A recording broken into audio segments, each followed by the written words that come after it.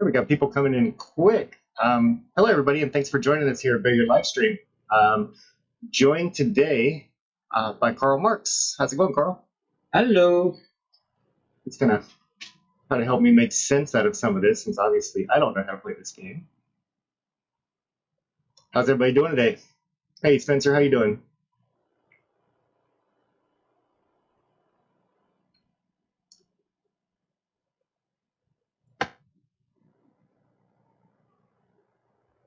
All right, for those of you that may or may not be in the Hillsborough area, Carl's definitely one of our better shots up in this area, and also the league operator for our Tampa Bay Tap League down here. He's also quite shy too, so if I don't talk too much, I apologize.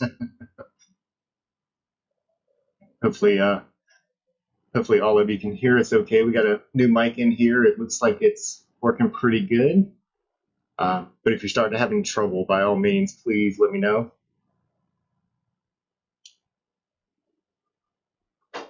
So today we have Mr. Mike Burke and Terry Walter. Terry is getting a 3-game spot there, racing to 15, which should make them pretty even. Both of them great shots, both of them great sports. Looking forward to a pretty close match here. And thank you, Jose and Travis. I appreciate that. Now, Alan, I just looked up Mike Burke. He had a Fargo rating of 517. Do you know what Terry's Fargo rating is? His is basically not correct, because his is actually like around the low 300s. Low 300. So he hasn't played in any Fargo events. Okay. Yeah, he's done a couple of like the weekend tournaments and things like that, and he probably just hit the first couple of tough opponents and hurt him a little bit, or helped. I guess it depends on which way you want to look at your Fargo rating.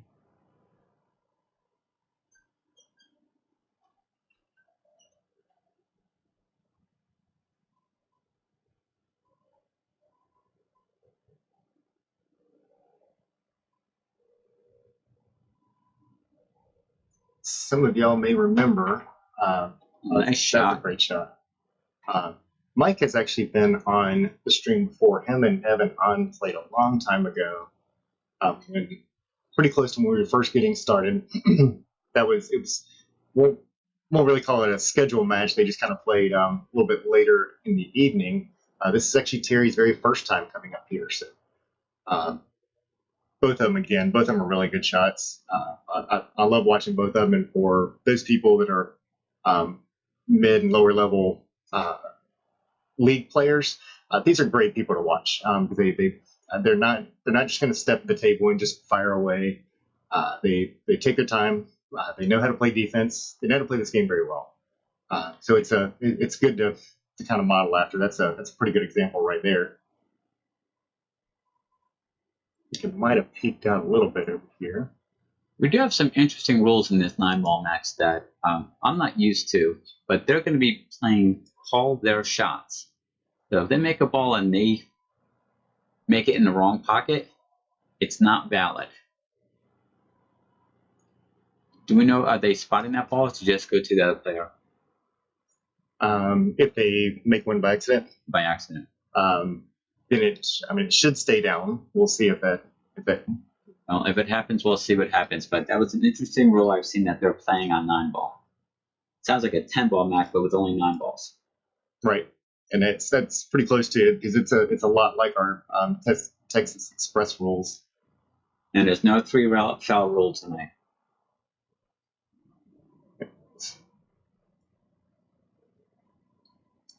A little trouble with one of the cameras over here, so we're trying to mess around. I think I might have a few too many things plugged in. We've moved a little bit around since the last time we played, which is pretty much like we always do. There we go. Let's see if we can take a look here. All right, looks like Mike is probably going to be shooting a 5-9 combo, or preparing to do that. We'll find out after this shot.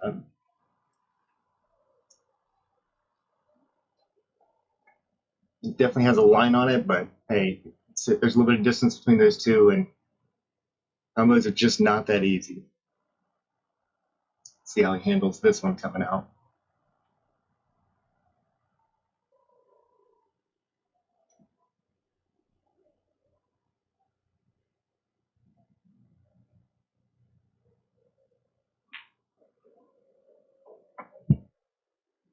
Old 9 ball in the bottom corner.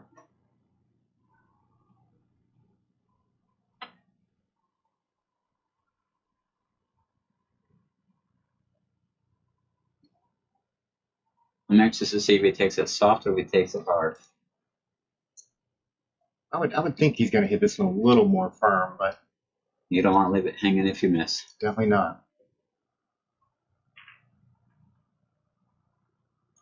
So he got a little lucky on that one.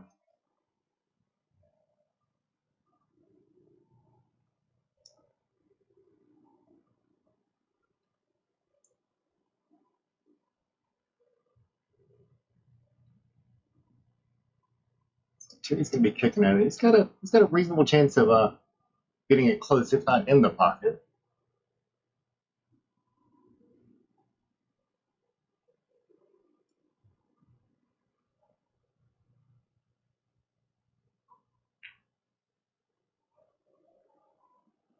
Yeah, I was talking to Terry before the match. He hasn't been practicing a lot. He's been practicing a lot this last week, but with pandemic, yeah, he doesn't feel comfortable with his stroke. I hope he finds it pretty fast. Mm-hmm. He gets an extra 3 games to find it after that. It's There you go.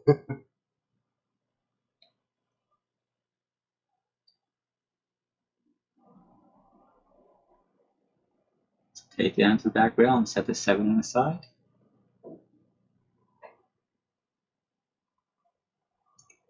Just straight top left, set the 8 straight in.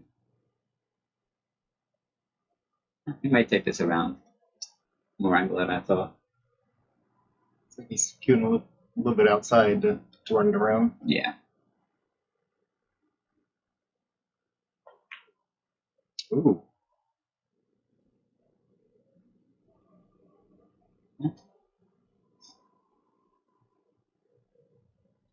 First game jitters. Now we always talk about and people definitely see it whenever they come and play. This is not league play. This is not even tournament play.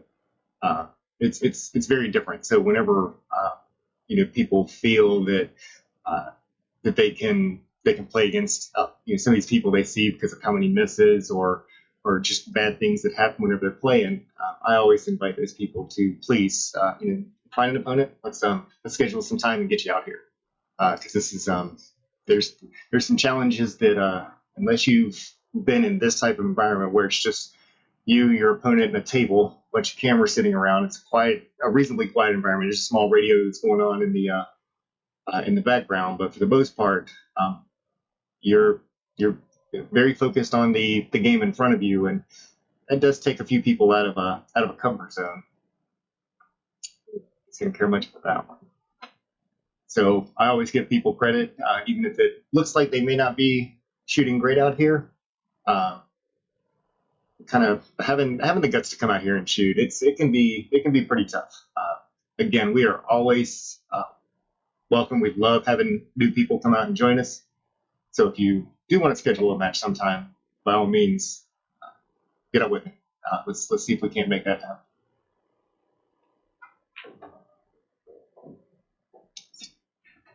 He's got a long shot on the 8, but a very makeable shot as well.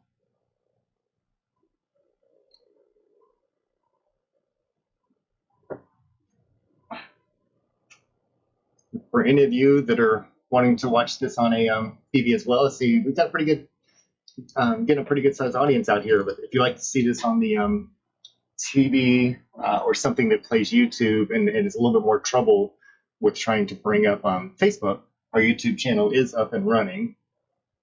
And that one does stream in full 1080. Yeah.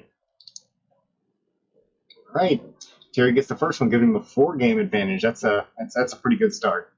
4-15, not bad. Yep.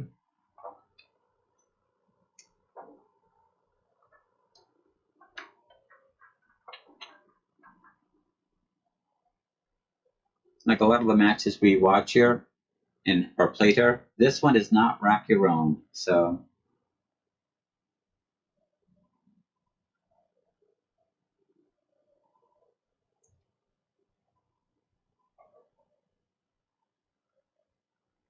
and traditional Terry, he always checks the rack.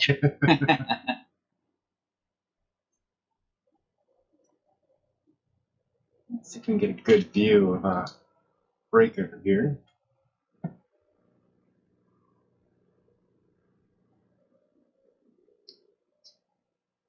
Yeah, I've had the pleasure of actually knowing both of these guys for quite some period of time. Terry and I have been shooting leagues for, gosh, how long ago did Tap in this area even start? Probably 7, 8, 9 years ago. 8 years ago.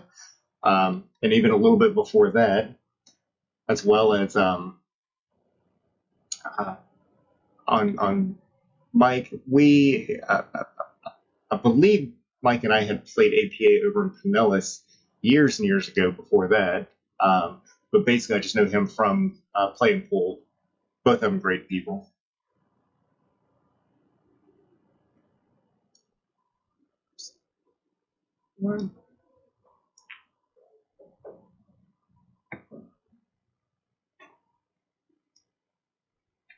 It's a nice stroke by Terry now. Yeah. A little bit of a cut on this one. Is that? See how well he controls that 2 ball coming across.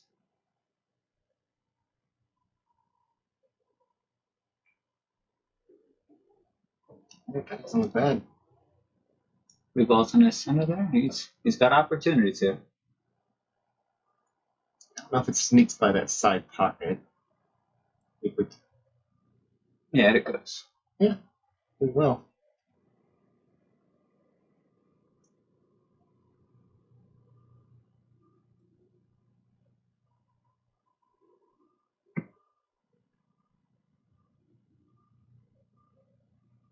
That does go in. He had to have a pretty good leave on that.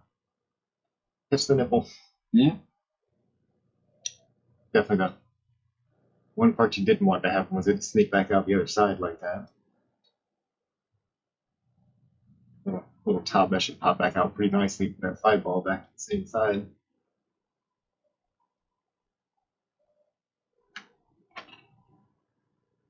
What do you think? We got to tell him he doesn't know to hit the scoreboard.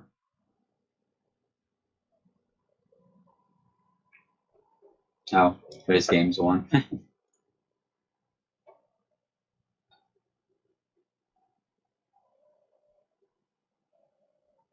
So you will see the score change. I actually forgot to mention to Terry that that screen's actually there for them to be able to keep the score on. So whenever Mike's done shooting here, we'll let him know. I'll let him know after this game. Finish the game. Now he's texting me. Or you can text him.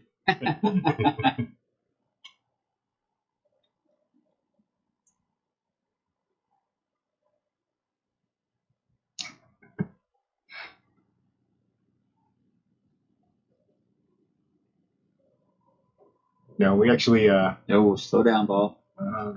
That might be trouble. That's going to keep rolling. Yeah, Holy it's a smokes. tough one.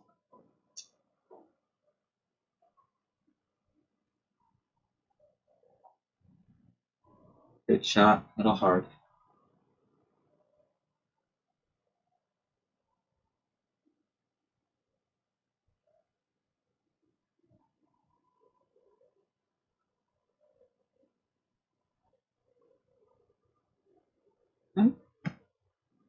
I just gotta get at that right angle on the 8 ball. Mm-hmm.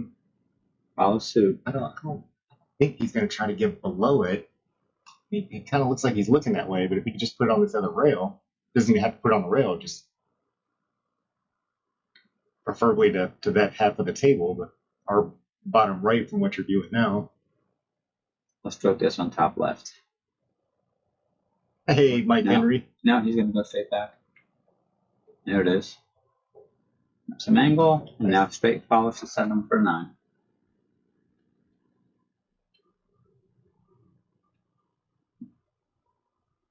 And for anybody that's watching, I know some of you already know this. The scoreboard right now shows 0-3. Same as Ooh, that was jump on that one. That is it's actually up to the players to keep score here, and there's specific reasons for why we do that. Um, since this is the first time that Terry's played here, he hasn't hit the scoreboard yet. So whenever this 9 ball goes down, we'll make sure to let him know to they go over and tap the screen. I know Mike already knows this, but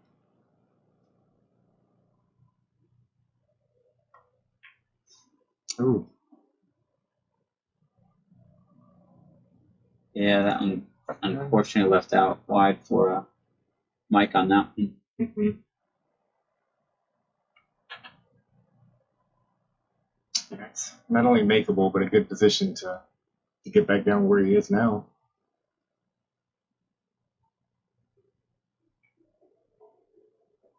Yeah, nice shot.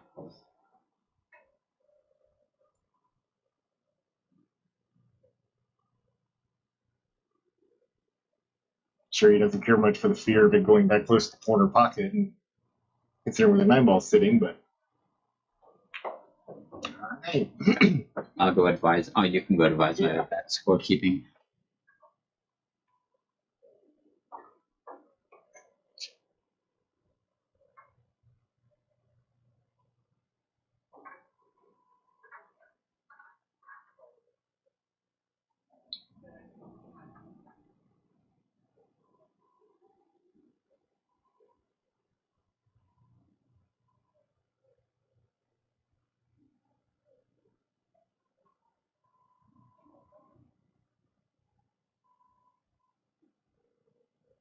I've got the score corrected over here. And if anybody is wondering, so one of the reasons that we actually do that is,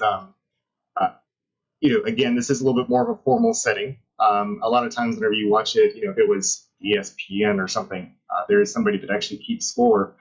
But one of the challenges that come across whenever we're whether playing tournaments or playing things that are higher level is making sure you do keep up with it. So you could actually mess yourself up because you weren't paying attention, you didn't mark the scoreboard, and it's very rare that it happens. Most people are very good about changing it, but every once in a while, it is forgotten, and it could cost you a game. It could cost you the entire match because of that. We've seen a lot of matches here go with just off of a single game. So I've kind of switched back and forth on whether or not we should do it here in the booth or the players should do it.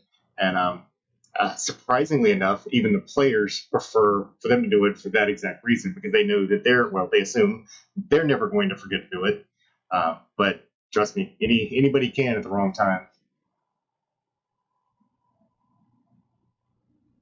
Yeah, Mike's got a nice open table here. So he's bringing the cue ball on these shots.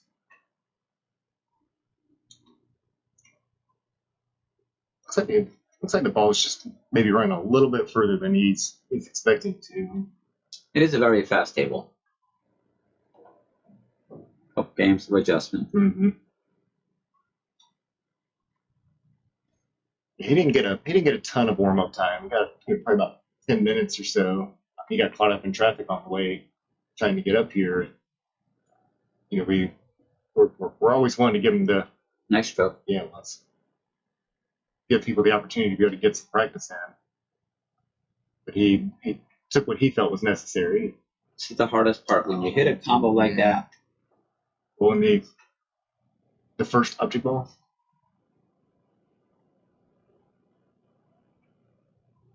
There you go. You just have to get back to the table. That's pretty cuttable. It's definitely got just enough angle. Looks like it'll sneak in there a little bit.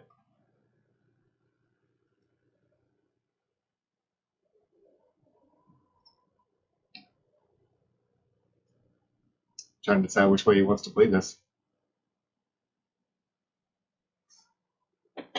And the angle looks not too bad though. With it being a little bit off the rail. Yeah. Ooh, he went it that way. Yeah. I got the If high he made side. it, he had a Yeah. great setup.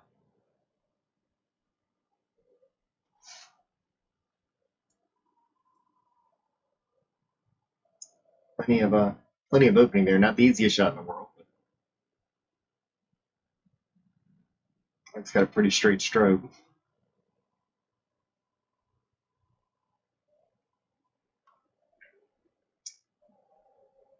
And if you watch the way Mike shoots, he stays down after every shot very consistently. I mean, he's got a really good form. Not to say Terry doesn't. Terry likes to pop up on something. You definitely see it a lot when it comes to some of the like the shorter shots where he's got a where he feels like he has to stop the cue stick a little sooner. And I know that one because I do it a lot myself.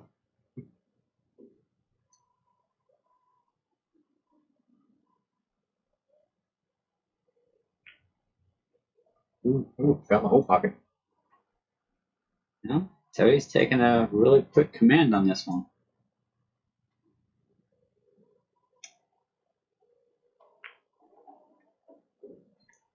Yeah, 3-game spot really helps.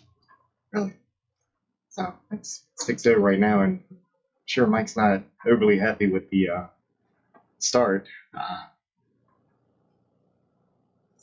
He's left a couple of opportunities. Jesse, the YouTube channel is actually up right now. Yeah, I see it over here beside me. So.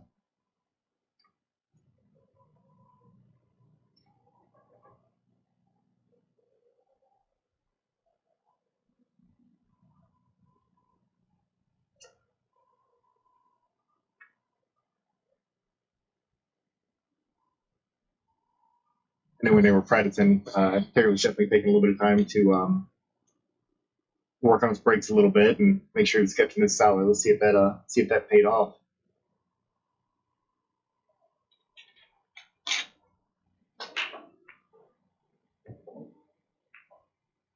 People got a little bit away from him.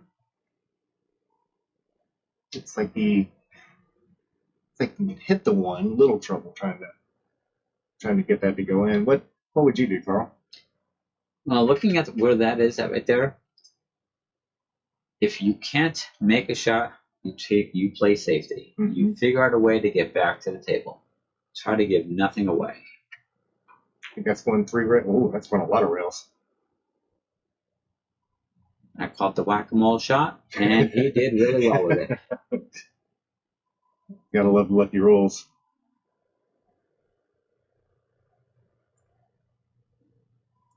Let's see what.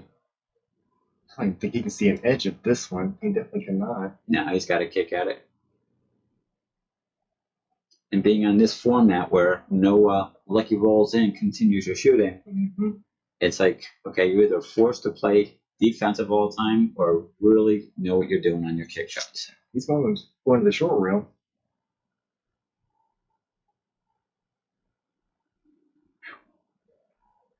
And that was a downside because there's a 9-ball.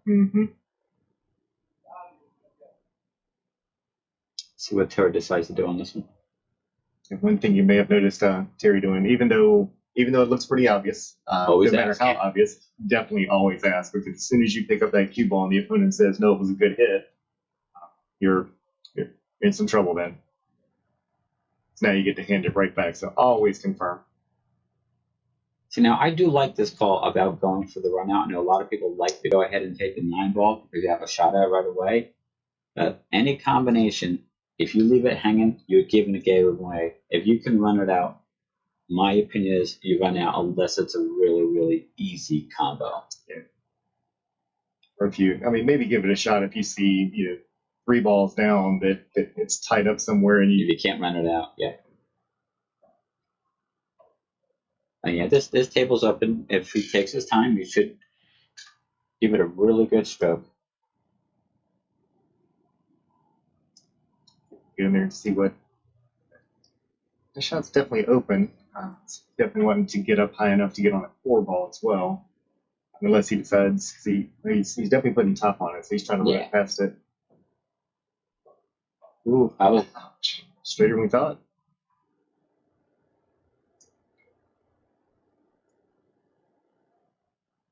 Dang, so like Burke with a Now Mike with a had good the opportunity. Mhm. There we go.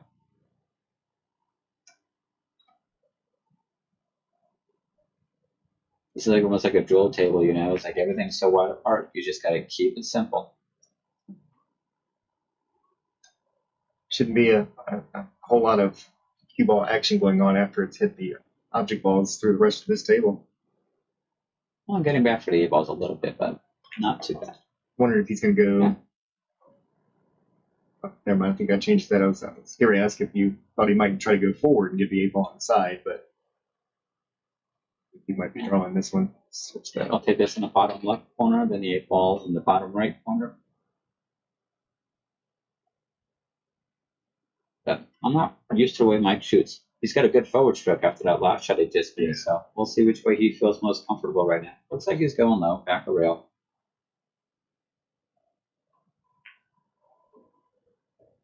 Going down table. I can't read him. Great, perfect natural angle for the 9.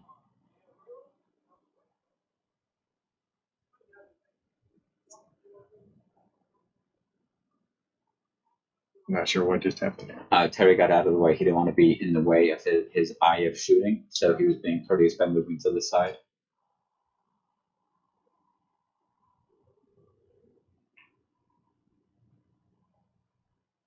Nice shot. I should have told. So jump to the other side of the room over there. All right. Mike Burke is on the board.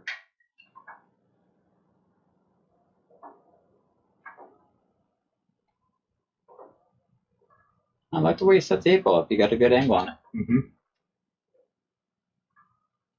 Nice stroke to come back down on that 9 ball as well.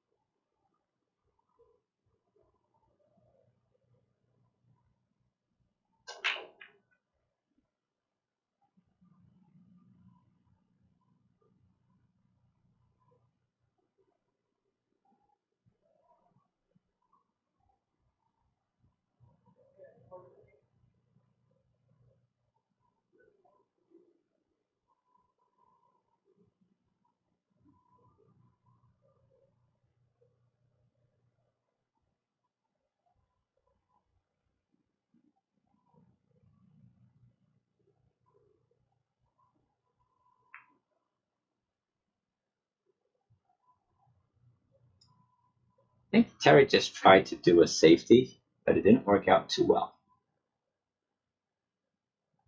Oh, was it a push? That was a Okay, push, he was a push yeah. shot. Okay. I think he might have got it a little further over than he wanted to. Kick him behind it. Looks at it. Yep. It shows pretty good. Stuck it back there pretty good. Might have an edge portion of or corner shot.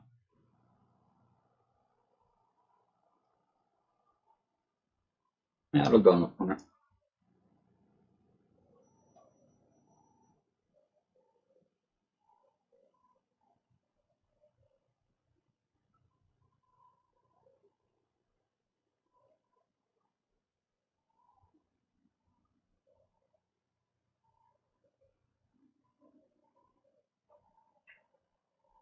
That's a good shot. There you go. Not a tremendous reward, but he does have 7 balls sitting there, so a little bit larger pocket. Is he going for the 2 ball? Is he going for the 7 ball? I would hope he calls the 7. Yeah. as Mike's wearing headsets, some players love to wear headsets. I would say a vast majority of people that shoot a lot of pool like playing in their own environment there. Terry doesn't wear headsets, so it's man. Ooh, right off the titty.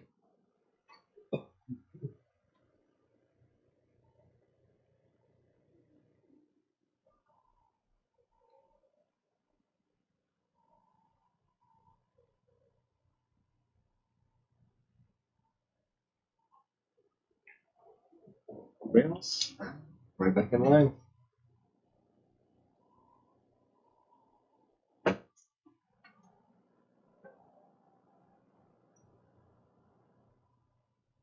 Right.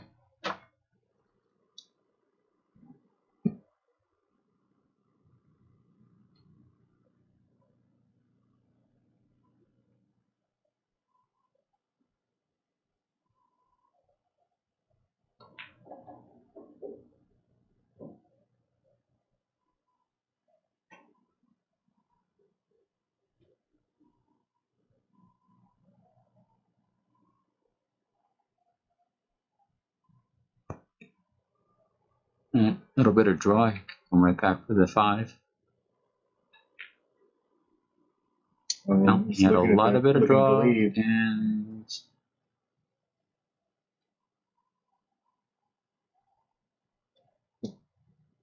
got a couple options here. I believe he's going to try to bank that one to the 8 ball, but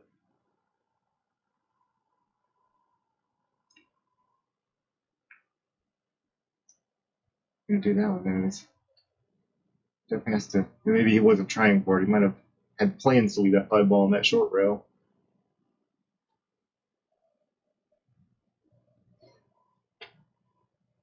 now again, these little combinations, you just want to make sure you're giving yourself another shot.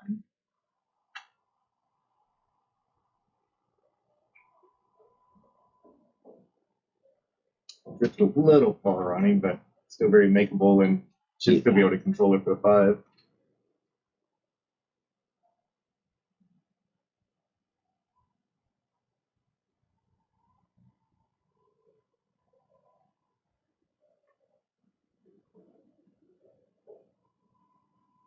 You can see that forced follow again.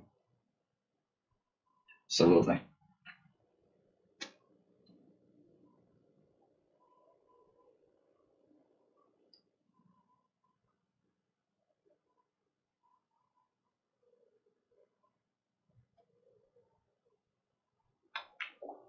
I love the way he stays down when he strokes. Mm-hmm. It's got a nice pause right before his final stroke as well.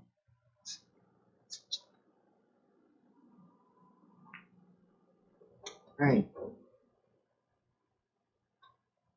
So Mike's getting back into stroke, and it's a good looking shot here. All right, 2-6, closing the gap a little bit, getting pretty close back to where he's would have been even starting.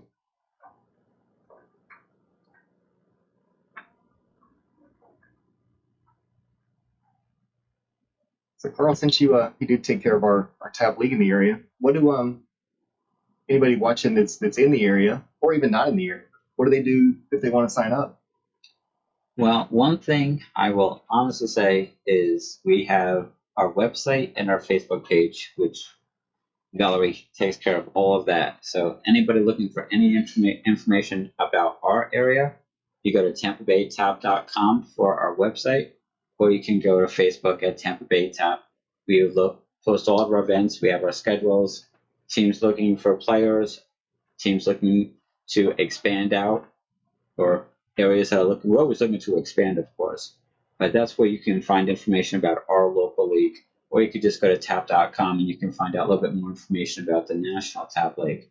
But with pandemic just going through, everybody's getting back into their normal routines. So if you're interested, have opportunities to spend a night out each week, get involved, by all means, hit us up. We'll be happy to get back to you and share some more information with you.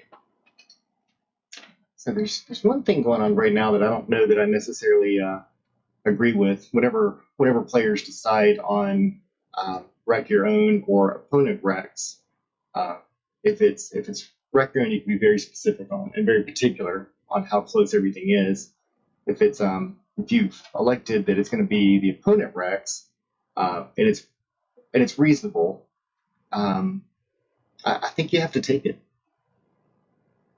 I mean, if there's big gaps, obviously that's a big deal. If something rolls off after you pulled it, but expecting that a rack is going to stay as tight as what it would on, let's say, a magic rack or something like that may be a little unreasonable. Racking is a very, very big part of the game. It is. And if you know what you're doing, you can pattern rack. If you're breaking your own rack, by all means, you use that to your advantage. It's part of the game. When it comes down to having your opponent, you can look at it, you can analyze it, you can waste so much time. It can become very frustrating. It's also a way of sharking your opponent. Having just keep racking and racking over again. Mm-hmm. And you're in a situation like this, you're in a private room, you're not doing, this is not fun. They are playing for something, there's something on the line. I would probably be more comfortable going ahead and racking your own. This way there's no dispute with it, because if somebody knows how to pattern rack, if you think that's their advantage, learn to pattern rack. Yeah. I agree with that. You take all arguments out of the equation. If you want to check your opponent's rack when they're racking their own, you can see if it's tilted. That's still allowed to be done. Mm-hmm. But as far as going up there and nitpicking like they've been doing here for 4 racks already, it gets annoying, even watching. Well, even because the one thing that you do have to remember is, we do have a little bit of advantage here because this table was very, very recently recovered. Most of the tables that you play on are not going to, they're not going to hold a perfect rack without using a magic rack or something to be able to hold them together. But using a wood or plastic rack, they're just not going to stay. So you could spend all night trying to get a perfect rack together. I think does he have a gap in there? He does. It sure does look like it. It looks like it. Good play on Mike's behalf, though. Mm-hmm. And bet 9 Bob. You can't run out. Get back to the table. Ooh, read it down. Right. And he's going to leave that little bit opening too.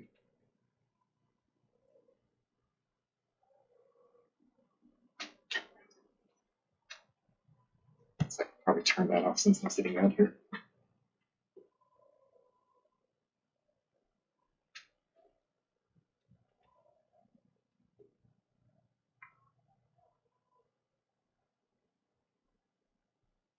Yeah, this is going to be a really good speech for setting up that 2 ball. Mm-hmm. If he's looking to go on the side, or if he's going to try to take it back around for. Looks like he's going to try to set it in the side. Because he's going to be coming across the green back, and he's got to get past the 6 without going too far. So. And he's got a lot of room to get into there. I think it's the right shot. You just got to make sure he gets past that 6. Guess he could spin it out a touch and give himself a little bit more room. So it's like throwing, actually, almost looks like he's throwing a little inside on it. Well, if you could run it into the 6 ball, that would be ideal. Did he get there? He sure did. That's a great shot.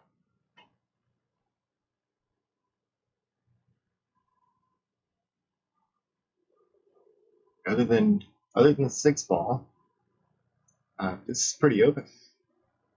It's all a matter of speed.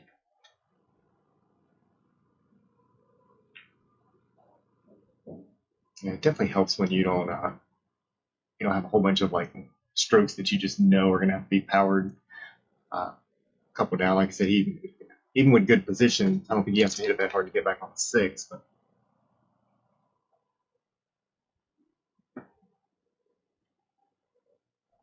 yeah, so he's got to get the right angle on that 5 for a 6.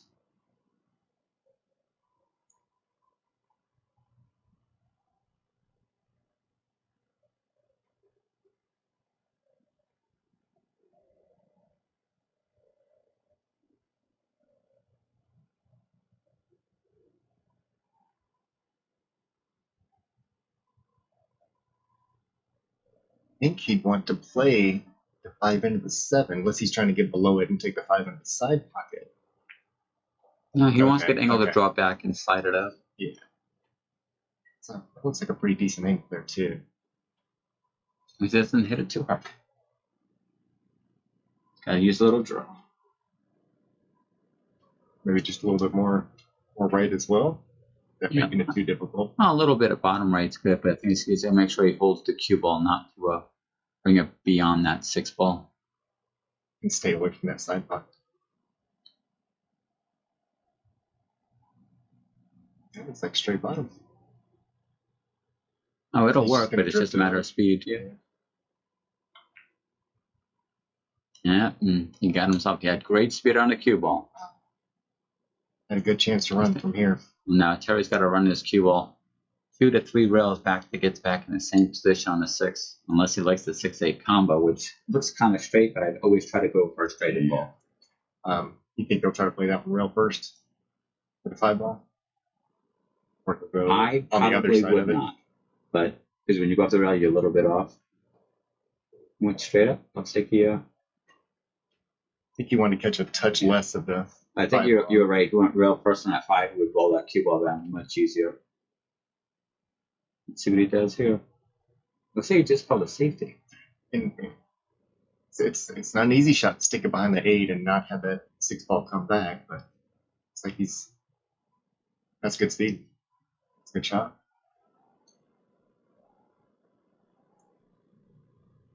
And as we know, Mike can jump, but that's a little tight for a consistent jump.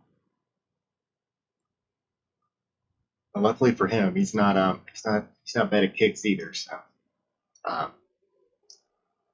because this could definitely pick and everything still separate back out. That 8 ball still becomes very big since it's going back into it.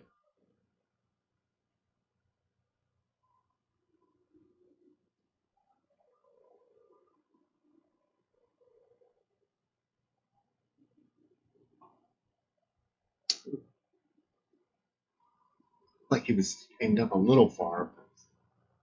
Terry's got a great opportunity here.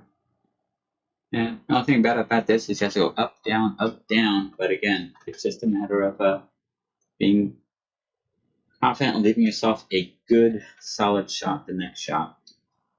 Watching one of the pro events, and one of the male pros made a comment one time before about how much amateurs hate balls that are sitting in pockets and how much pros absolutely love them. But you got to know which side. I know when. Like right there, like Terry made a good shot. He's got a good angle on 8 ball, but he left himself a lot of distance. Nothing wrong with distance if you can make the shot. See if he stays down on this. He stayed down. I got a little too much of that. But the part is, he's still at the table.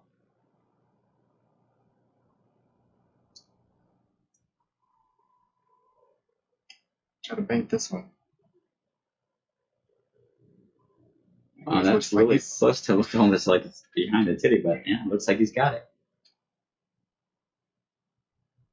Yeah, if he's looking at it, he must go by it.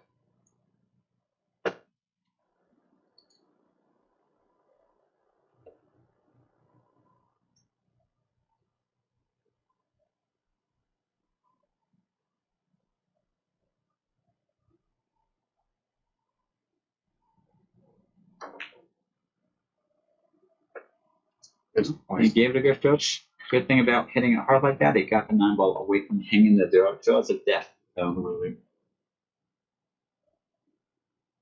This is one of those underestimated shots here. This isn't hard to miss. You hit stop a follow, you hit it hard with the draw. It's what you're comfortable with. Again, Mike's got a pretty straight stroke, so I would imagine this one's going in. Plenty of room. Oh, ooh. Spot the side pocket. Long and almost straight. Let's see how this one goes. Got a little distance on it. Hate to see players betting a 9 ball back and forth, but it's definitely part of the game. If he stays down like he did on the 8 ball, he's fine.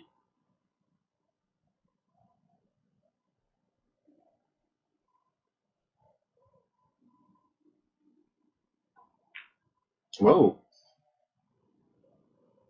He definitely kind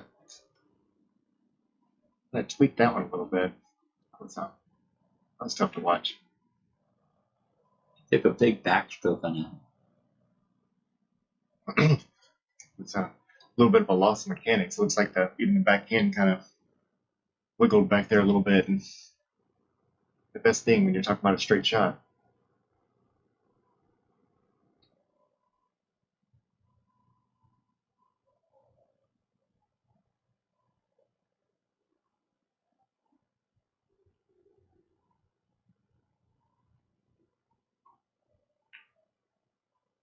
Oh, that's gonna be tough.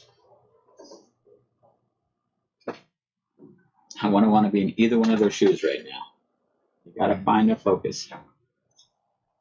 Look at that. The other shot that we just saw. See how that stroke looked. See that stick? He just bent it in.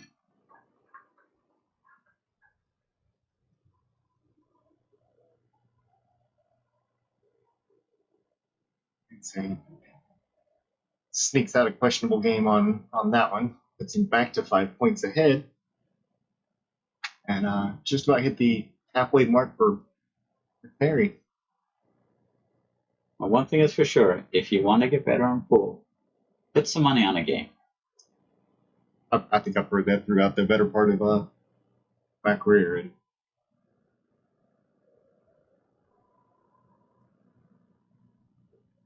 these are the games that both of them are going to learn a lot on. it's also nice. Well, it'll be nice for one of them to go back and watch it. The other one will watch it anyway and see things they might have been able to improve on. That's a nice break. Good softly. One ball's not his friend, but 4 ball kind of snuck in the way on him a little bit there, so we may see a push shot here.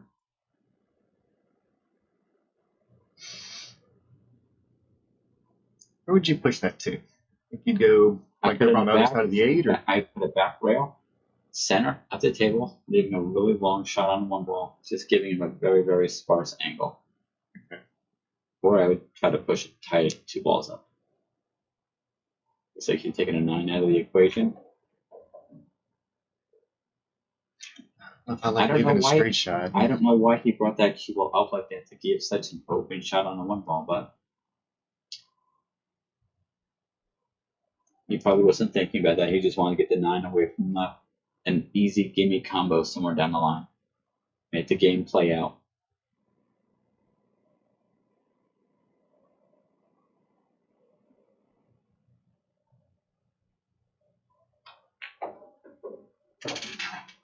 I think that's one of his prettiest shots there, is whenever he does go ahead and let the stroke out and do a 2-row follow like that.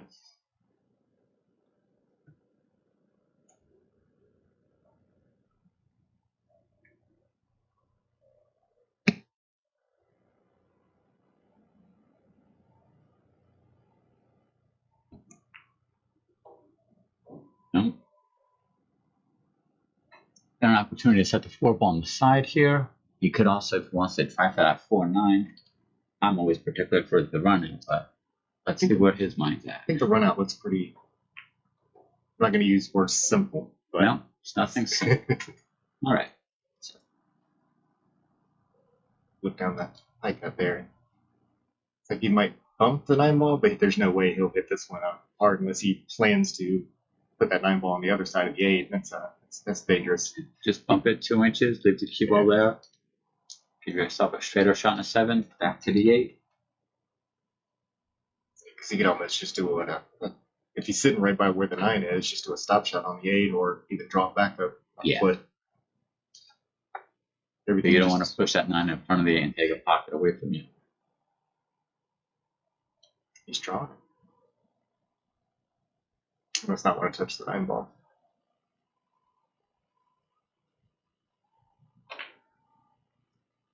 Ooh, that's a lot of stroke. Yeah, if you look at that, it looked like he did have a little bit of a hope to that one. I think he was trying to get on the top side of the 7 ball. Or are we just guessing? I think we're guessing.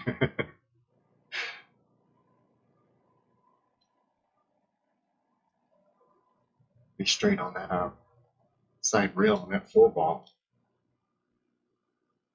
So, Terry, I think we're going to see. I'm surprised he's going that direction as opposed to putting that cue ball down the left rail as the table we're looking at here. Unless he's trying to get behind the 7, maybe? Looks like that was where he's going. Oh, that's a great shot. Good speed shot. And now comes the jump cue. He wasn't planning to do that. He should have been. Yeah. I was just worried that it was going to come out far and leave him a shot in the side, but he had really good speed control on that cue ball.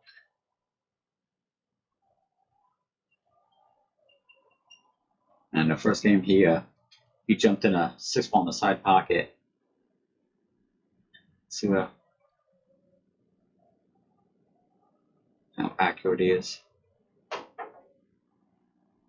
Good contact. Left a favorable lead for Terry, but at least he made contact and didn't get ball in hand. Anything's better than ball in hand.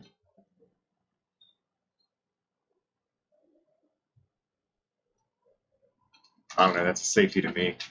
I try to do way too much to get me ball in hand.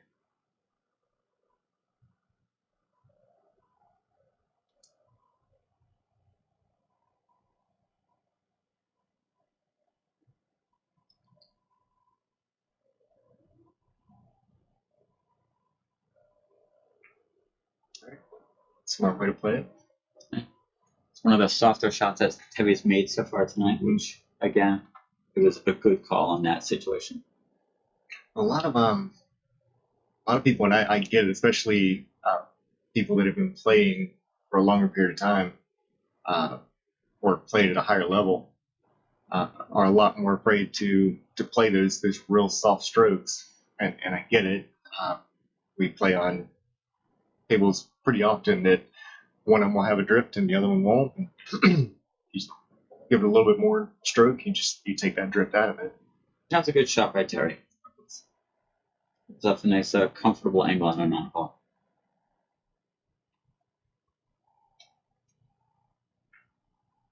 There you go. Shot. Right. That's the halfway point for Terry of 8-2. Mike's going to take a little break. I think we're going to do the same.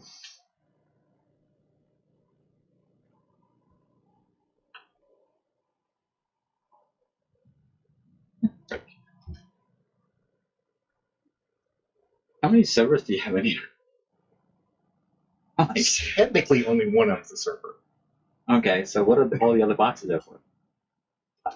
Well, they're all for the streaming part itself. So like these two, this will be for Facebook. This will be for YouTube. That's actually the security system for the house, or part of the security system for the like a backup for the cameras. But this one's not having to be used yet. We are actually gearing up to be able to stream in 4K. Okay. So when you're streaming in 4K, you're doing so much video processing that the one that runs this, which is the one up there, is really going to be. Hello? What's that?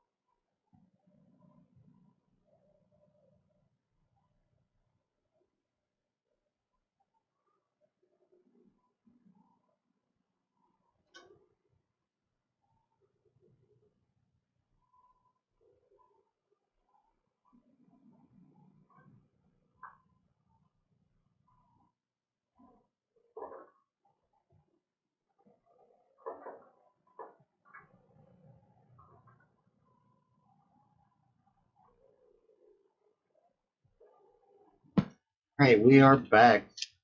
Thanks for sticking with us, guys.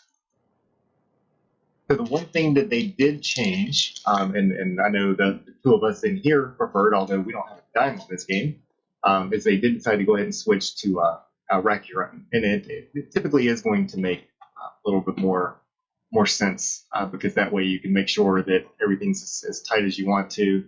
I know Carl pointed out before about the if you think somebody's pattern racking, um, learn how to do it yourself. We haven't seen a break and run yet, so pattern racking is definitely not too much of a situation. I mean, you can still pattern rack, and with a planned safety, it still keep control of the table, which is what we ultimately want to do. But See, now this is why Terry wants someone else to rack for him, because he scratches. He kind of stroked that one a little bit different too. Yeah. He definitely went off the top of that one, running it into that bottom. He used a lot of follow on that break instead of just stunning it. But you can actually see now why one of the rules, one of the typical rules, I should say, whenever you're doing rack your own, anytime that you're doing rack your own, the 2 ball always goes behind 9. And that's one of the reasons there. It's not always that easy. Now, there is one side, I'm going to say it here, there is one side that is better for putting the 2 ball on, but the tendency for that ball is to stay in the back. Nice position on a 2 ball. 3 balls right out there for him. Think he'll draw off this one, or try to just hit it straight top and go straight up? I would take it back. I would draw it rail back to the right because you have all that open real estate where it shouldn't hit anything. But my cat surprised me on some of this shot. Yeah, that's the way I would have gone. Just don't scratch. Beautiful.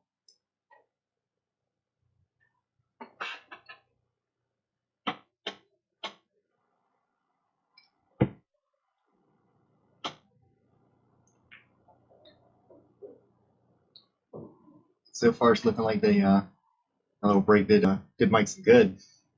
Regained some composure and definitely walking around the table a little bit more confident now than what he was a little bit ago.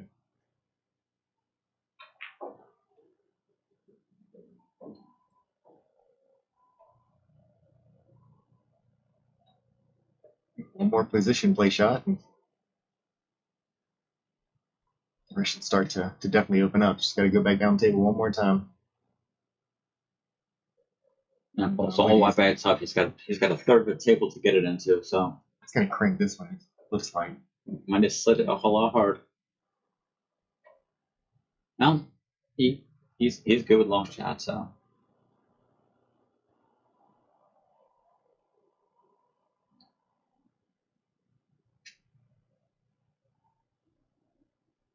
right, got quiet down here in the chat room. Y'all gotta speak up a little bit. We need more things to talk about.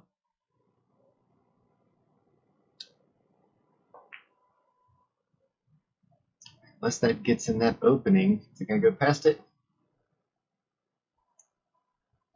If you I think he's definitely got the safety. Terry's definitely got a shot to get in there to hit it. But again, I like the shot too because he's getting himself back to the table. Because with these rules, the 6 ball has to go in the called pocket. In other words, Mike gets back to the table. looks like he's got.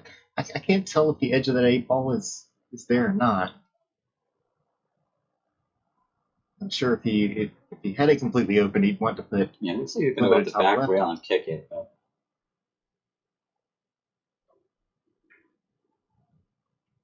what he did, and I don't know if he called it in there. Or is it going to stop? Looks like it's not going to go on the side, so he's. Yeah, I think it's a little far ahead. Good hit on Terry's behalf. He hit it hard enough to get them both away from each other. He did just a baby tap and leave them tied up together, leaving unfortunate situation. So it's good to see the balls move sometimes. I think he's queuing up to try to cut that or bank it back on the other side.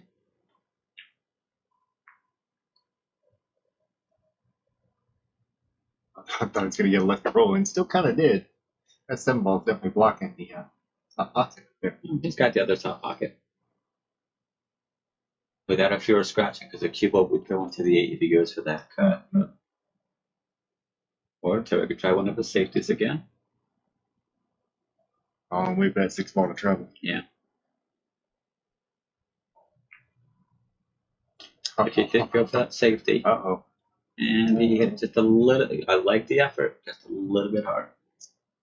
Keep leaning over like I'm going to be able to see past that 7 ball over here. Apparently it's time for a 3D camera.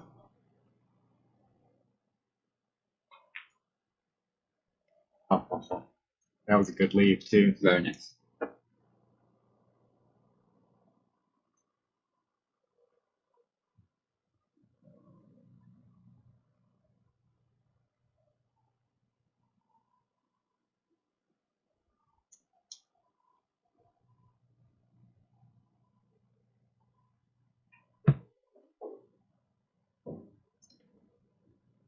Well, who would have thought that would happen?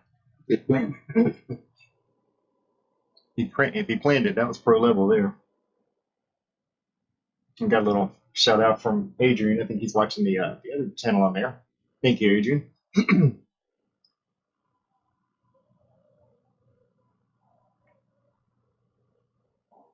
I like that shot. Keep it simple, hit it straight. Good stroke. Same thing, just roll it in. Take that little bit of a cut. Now, some people would take this hard and take it back and forth. It's what you're comfortable with. All right.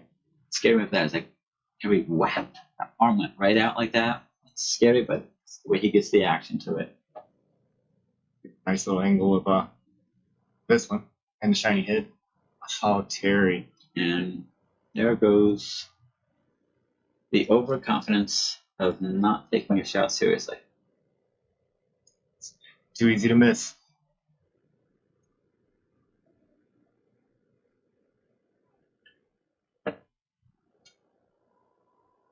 Let's see, Mike can take advantage of this. Hey, Sal, and yes, sir, it is.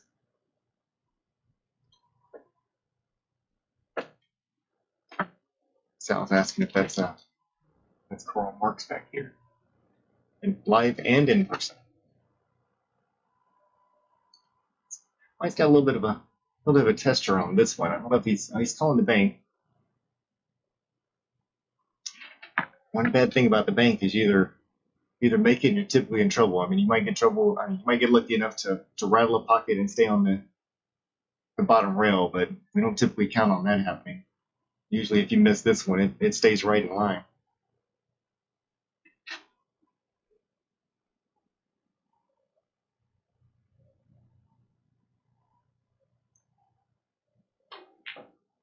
Fires it in.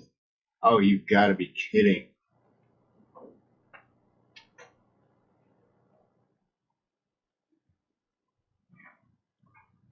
Two heartbreaks given up the same way, leaving it right in the jaws of the pocket. Just appreciate the fact that he hit it hard so he doesn't leave it hanging in our pocket. Yeah. However, when you hit it hard, the pocket gets smaller.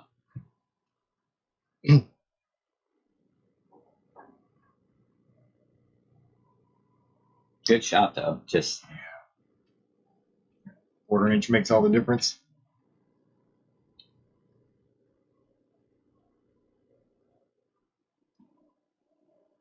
So, and it's bad because we can definitely tell that Mike's kind of turned it on. He's definitely getting back in strokes, and this small setbacks like that, it'll take it right back out of you just the same.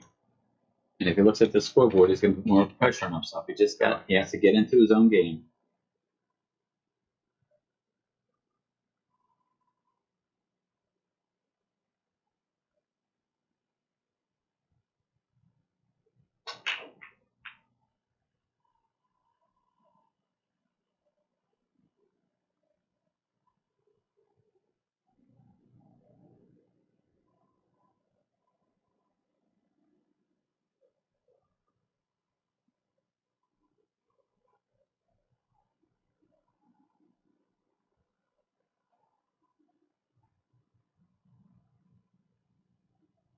Okay.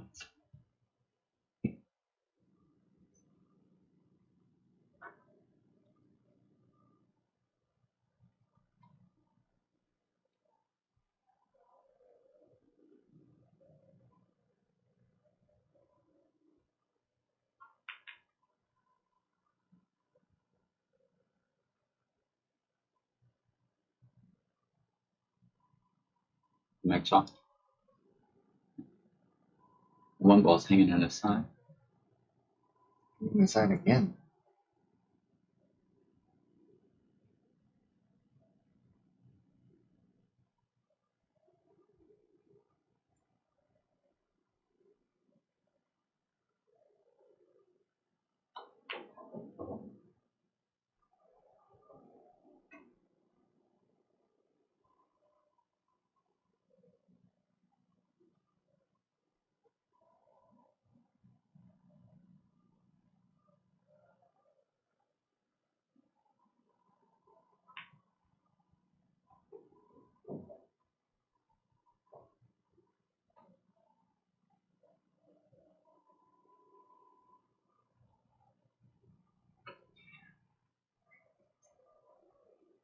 And we're going to see what Perry could do with the jump stick now.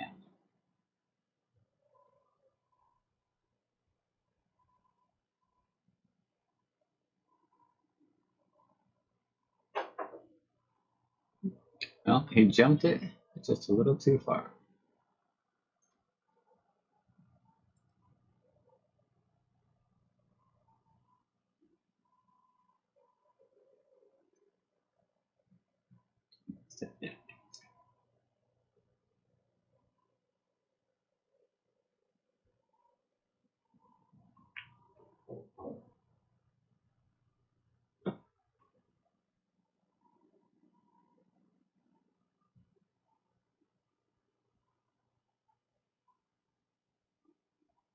A little bit of a cut on this one. Just gonna turn a little bit here. Let the cue ball roll a little bit. Looks like should it be will okay. go up. Yeah. Might touch that 7 ball, but that's okay.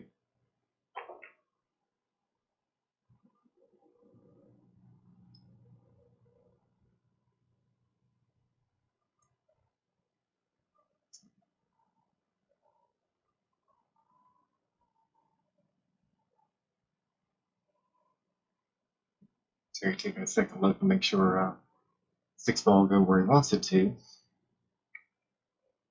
Turn around a second here and see if it looks like it does go in that side.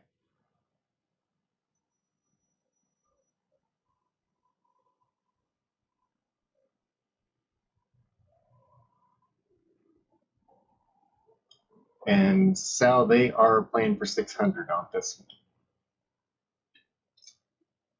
You get 6 in the middle, right? Yeah.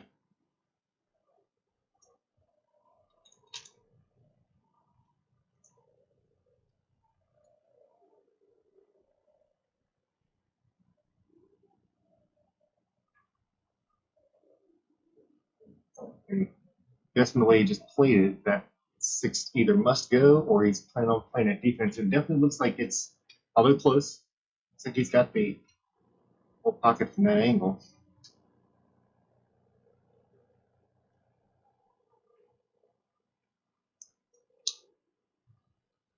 It's another opportunity for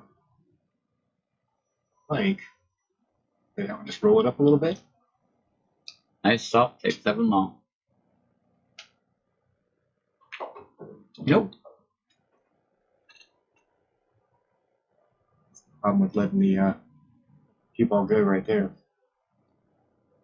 It's on the bad side of it. I don't know if he's going to try to He could bang it back. hand. We can also leave that cue ball down there on the bottom, so happens to come out. That ball may get in the way, but I believe he's going to do everything to try to make this one. Sure, he's past the point of wanting to allow Terry back to the table.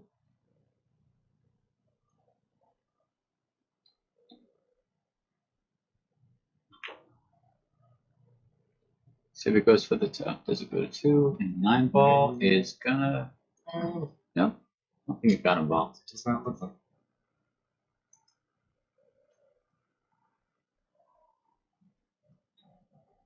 When you took that 6 ball on the side, that's why I'm always in favor of just hit it soft and leave yourself a shot. It may not be the ideal shot you like. It may not be closest to the side pocket that he was going for, but it would have given him a much better shot than what he ended up with. And Terry gets a little bit on the lucky side with that one. As we know, Mike can bank. See if he slows this one down a little bit. From the... Goes to the cut. It's a good one.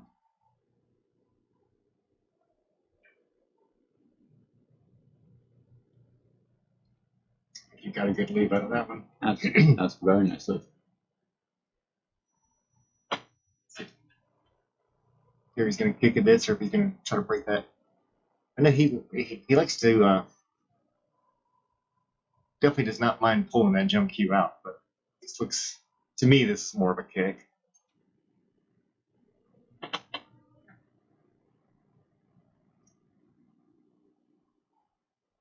You get a lot more control with the kicks. The jump, a lot of times the cue ball just flies. You never know exactly what's going to happen. Mm-hmm. As they say in the Moscone Cup, just after that shit. Yeah, there you go. If you ever play with me, I'll jump it 99% of the time. I don't listen to my own advice.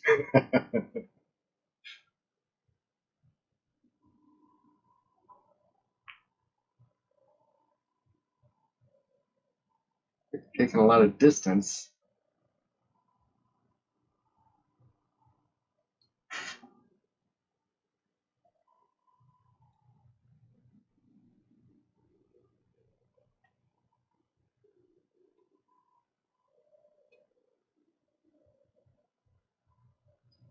Gotta bear down a little bit and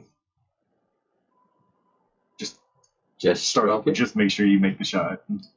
Stroke it, make your shot. The 8 ball's in the center of the table. It goes into 6 pockets.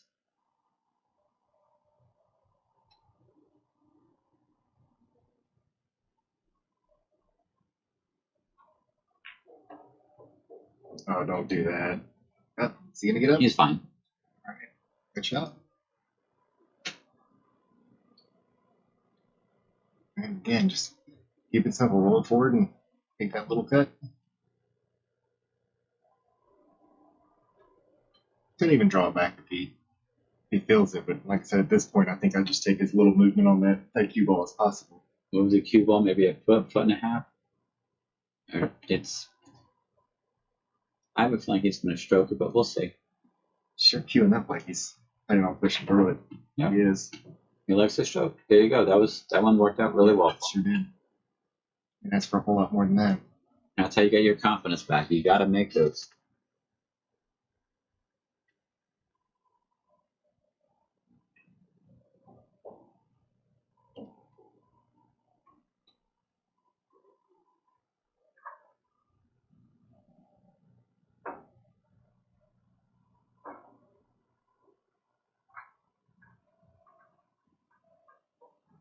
That was definitely a good looking stroke that he put on that one, and maybe that'll help kind of get him back into this game with a couple of those that didn't work out as well as he would like for him to. Part of it's confidence, part of it's just making sure that you're not going to the table scared.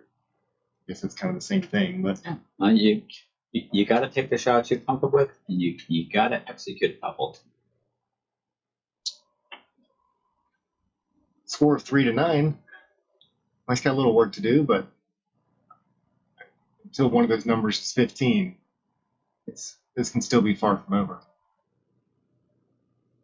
sure seen some pretty big comebacks in this sport.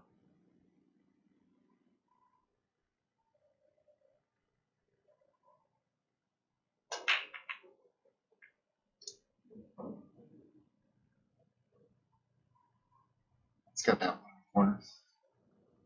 The one, cue ball's not on the rail, which is always a plus. Go on the break. Often potentially running.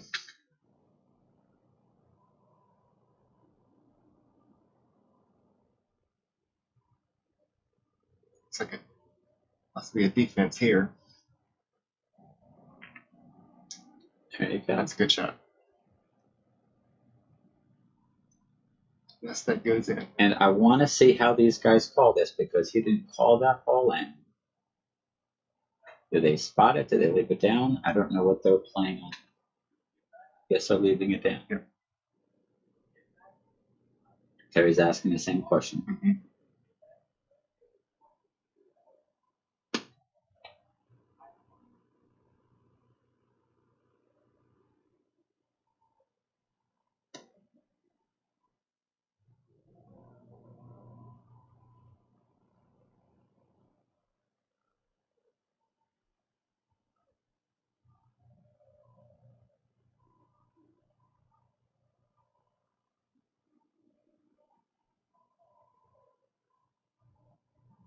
There we go.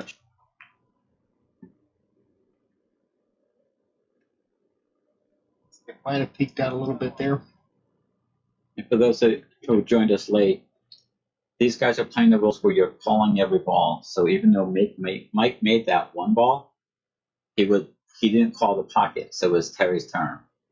He did have a shot at the 2-ball, but it's interesting when you see rules that are usually meant for 10-ball, but they're playing in 9-ball format.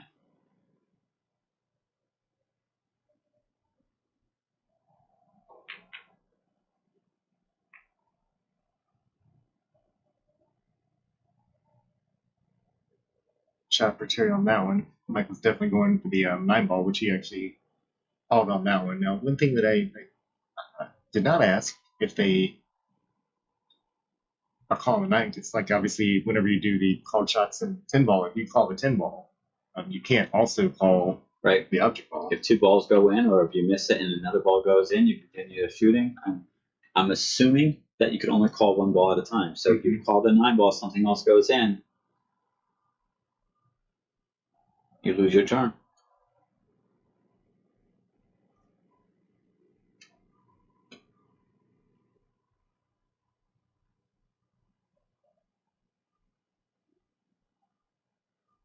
Jump cue's coming back out. He's going to land that.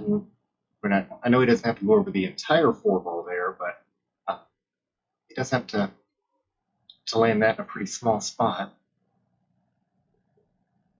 Didn't get a good angle on that. Looks like he's just going over the edge of it, so it doesn't have to get elevated quite as bad. That was a great shot. There you go. He hit the 4-ball right on cue with it. So if you do a short jump, go high and hit short, it could jump right over or bounce into it and make a nightmare. He landed right on the 4-ball, which is the ideal situation. Good shot. Another one of those dreaded long straight shots. Stay down, don't pop up.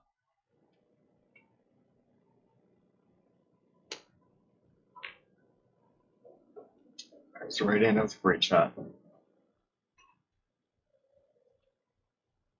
It's a lot more difficult. It looks like there. Actually had a little bit more angle than I thought it did too. He had a lot of stroke in there.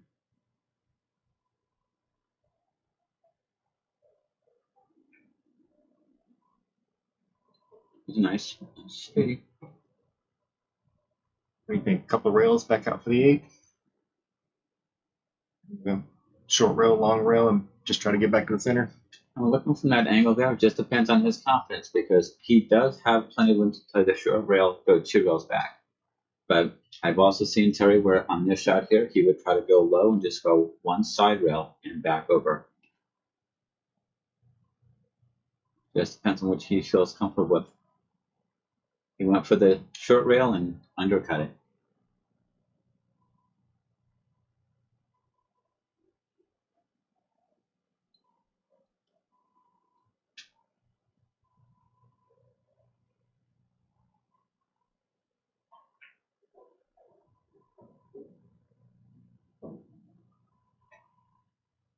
Like where he's at on that 8-ball nut shot.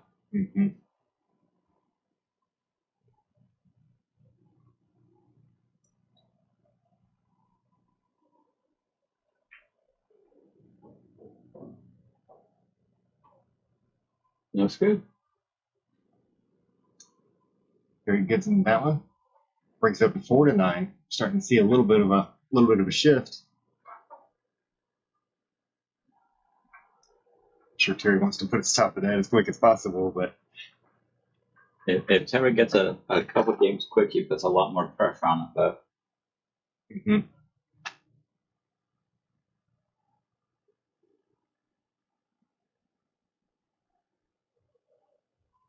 so tough to bring yourself out of a hole. But the thing is, you can't win 5 games in 1 rack. You can only win 1 game at a time. Yep. Make 1 ball, win 1 game, 1 race. What's the how do you eat an elephant? 1 bite at a time.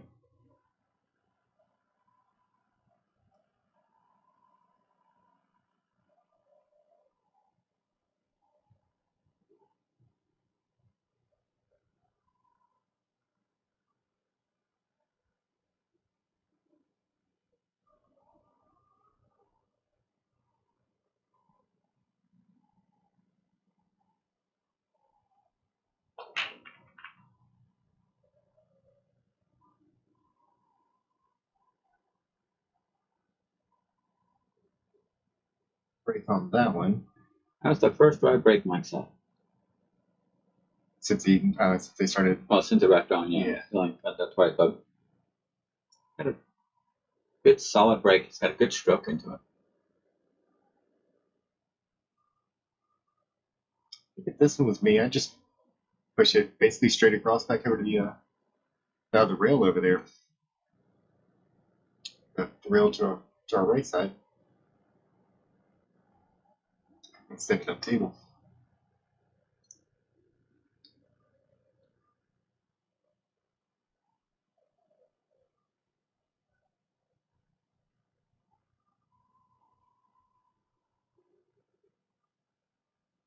Yeah, I think if I'm Mike, I believe I'm definitely giving this one back. That four ball just made that two a little tighter. Looks like he wants it, so maybe trying to get the one. It's queuing up to make the one ball.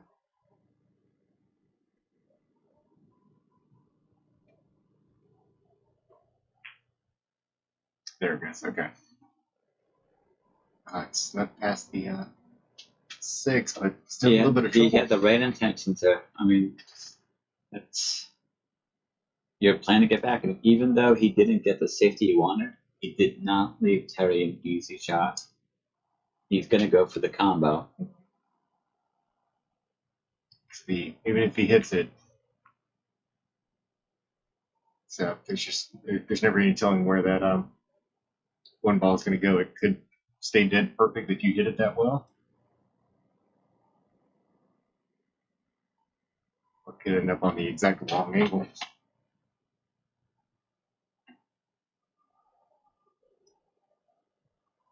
Doesn't look like he's gonna. Definitely got the 9 ball in between the Q and the 1 ball, but coming off the rail, hitting the top side of that 1, may still be able to play a good safe on this. Yeah, if he even plays it off the rail, you can get a safety out.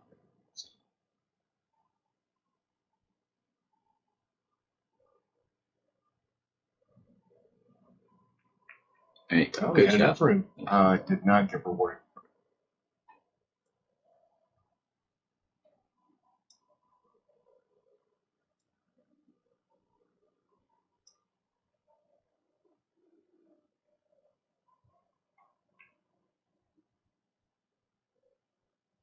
Ouch.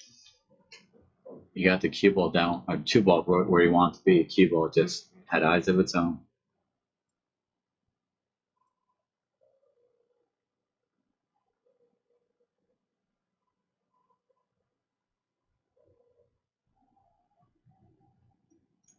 The only thing I'm seeing here is potentially the 3 to 4 transition, but You just got to find your angle and get that cue ball from this position with ball in hand. It's very doable. thinking he's going to play the 3 in the side. It's a little bit longer, but I don't know if he's going to play it in the inside, so you can just roll it forward or shoot the corner. It all depends on angle, yeah. It all depends on this angle here. He's gonna have to stroke out a little bit. Go top left on this and force it to the back rail and bring it right over there for the 4.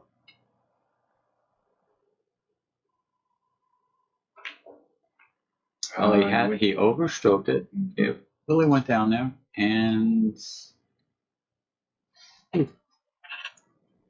gonna be a little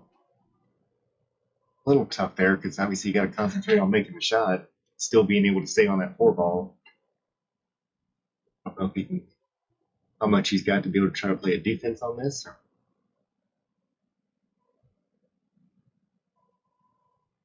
Well, he's got a pretty good defense game, so I would almost think that's what he's going to try. If he does almost like a stun shot on that 3 ball with a little bit of right English,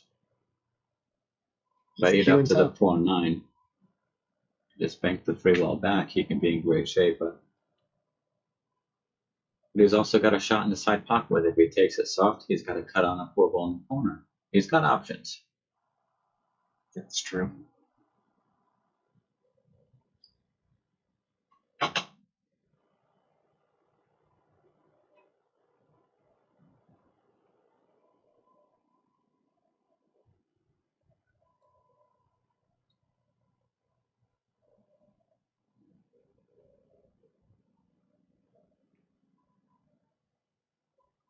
That's a nice shot. That's exactly what that's the way to play it. Now where's that 5 ball at? Because if he takes his 4 ball, gotta make sure he can still make the 5 ball. He might try to make both of them in there at one time, or He'd probably still get a shot on the 6, even if he did decide to make both. I just hate to see that cue ball sit onto the rail and leave him nothing, but he's got room. Soon the bridge is going to come out on this one. What else for a chance? No. Some people can shoot on both sides. I believe I've seen you take a few left-handed shots yourself. Yeah, it gives you more confidence using your own hands, but sometimes you do get a much better stroke using a bridge, especially when you have a long shot like this and you don't want to lose your position on the 6 ball. Not when you're down. By this score right here, 9-4, you don't want to go giving any more games away. 9-5 versus 10-4 is that's a pretty big difference.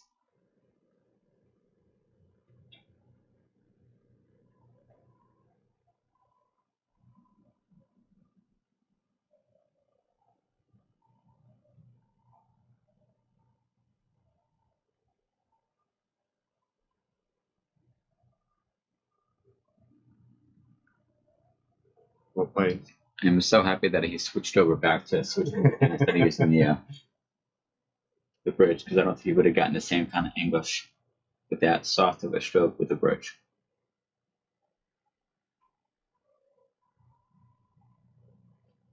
Stop shot, slow roll of 7 gives you a natural angle on the 8.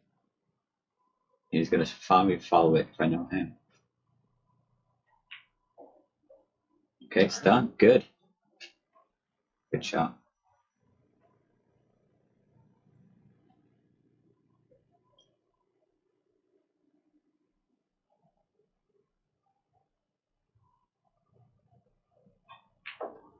So funny. I want to be quiet when they're shooting so they can hear me. If we can't hear him break, then we're not going to hear too much out of us. And if somebody was, it's not going to be the guy with earbuds.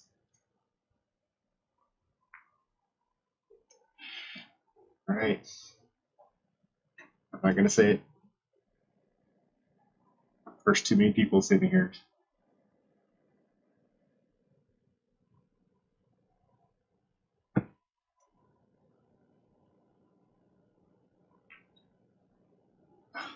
And you did it again.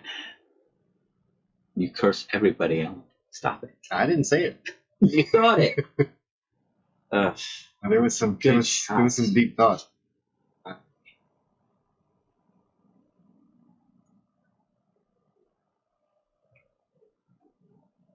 I said, it's kind of heartbreaking because you see somebody starting to get back in stroke, and then whenever that happens, it's a step back.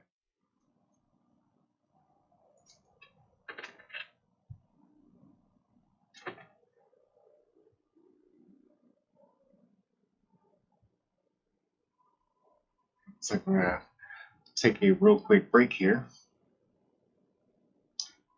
Be back in just a moment.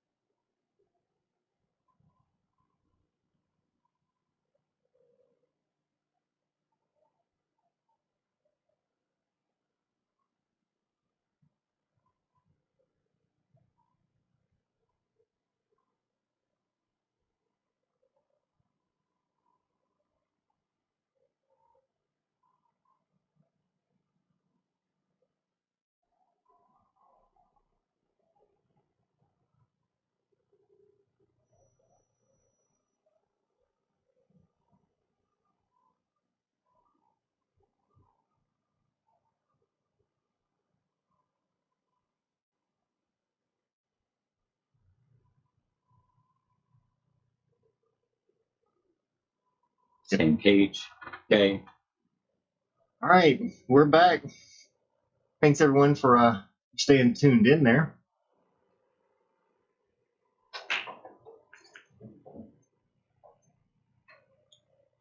As we're sitting right now, the score doesn't really justify how the match has gone. I know it looks a little on the one-sided. There's been a couple of critical missed shots here and there. Otherwise, they've both been shooting pretty even. One's just hanging more 9 balls than the other. Yeah.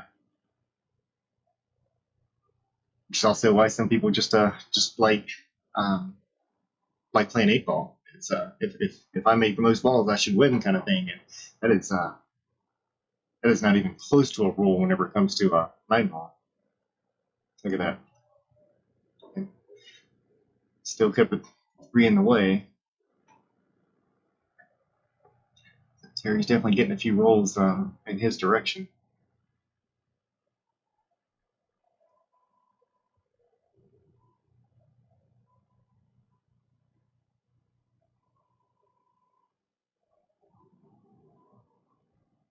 Not according to the rules that they govern by. Yeah.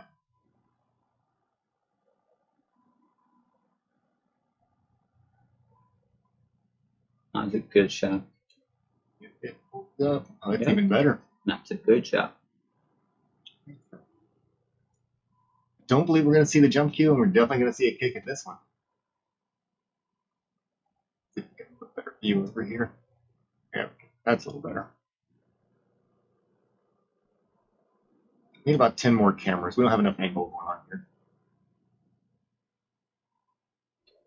Have enough trouble keeping up with the ones we got. So they should just shut up.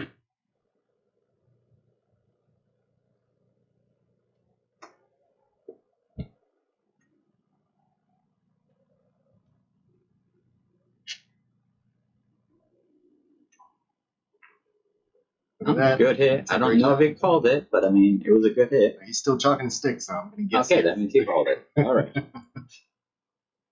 So that would definitely be the pocket that you would call on that one.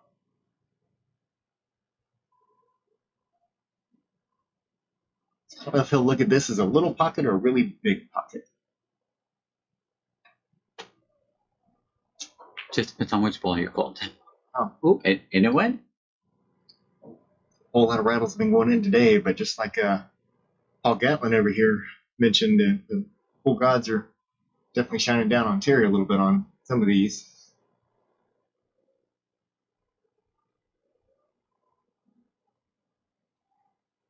And Paul, when are you going to start making it back out again? We miss you, guy.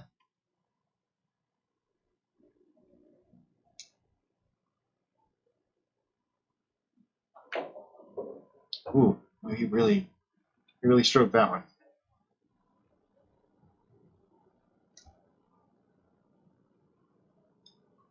I don't know if he thought maybe that wasn't going to catch a rail, if he was just coming straight off the that 4 or not. Ran that one around the table a little bit. Oh, this looks like it will go by the 6. It might have to be a perfect shot.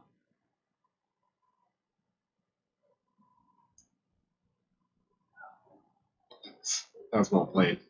Mm-hmm. Good position on the 6. It's just a matter of getting back for the 9 now.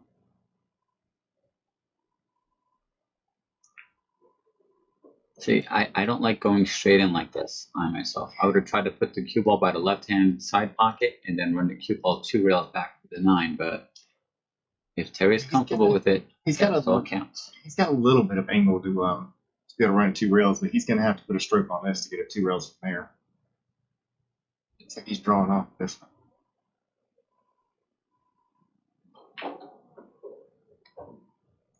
That was actually a dangerous way to play that one. He could have found that cue ball could have found the side pocket pretty easy with that. And all that speed went back and forth. It didn't come backwards.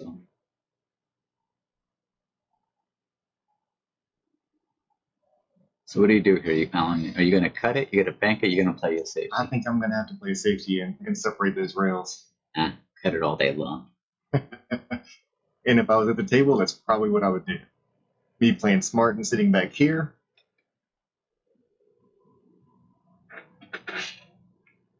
And he missed it by a diamond and a half. It's tough when you're stretching out.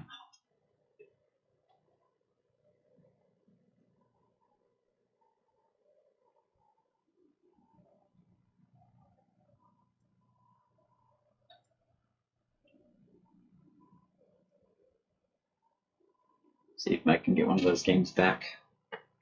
Or Terry, sorry. It's a nice smooth stroke. That's all we need on this one. Oh, man. Oh, that's going to land right in front of the pocket, isn't it? Hmm. Just those critical shots.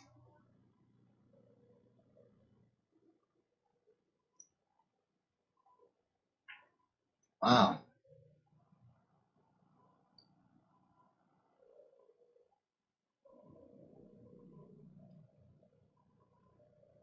What's that saying? It's never easy. Anytime you got some distance on it, it definitely makes it a little bit more challenging, but I would believe that, typically speaking, that's a very makeable shot for Terry. But the previous one was also even more makeable for Mike, so it goes both ways. Easy to make the comments when we're sitting over here and not the ones at that table shooting. Yeah, Mike's definitely making sure he takes an extra moment.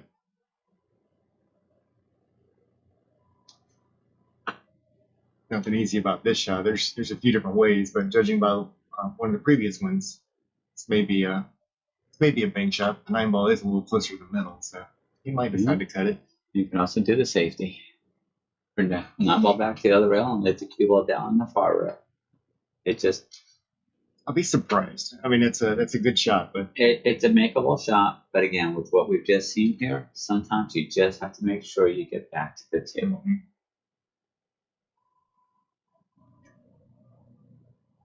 Hey, Francisco, how are you doing today? Good to see you on.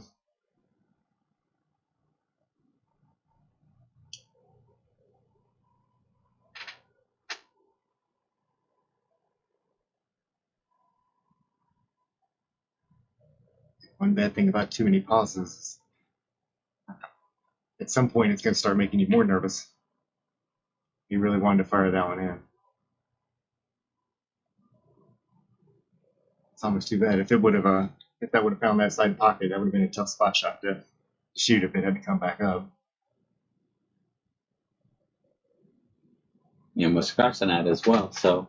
Mm-hmm. But I do like the fact that he reset himself.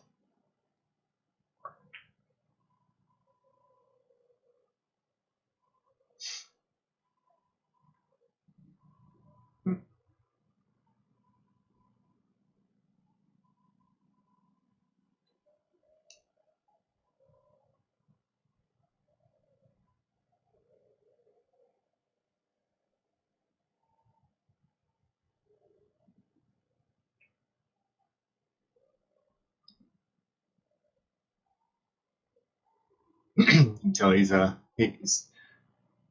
trying not to take unnecessary chances on that one. Definitely left a credible shot here. But again, with the previous view, that kind of weighs a little bit on how your next stroke's going to go.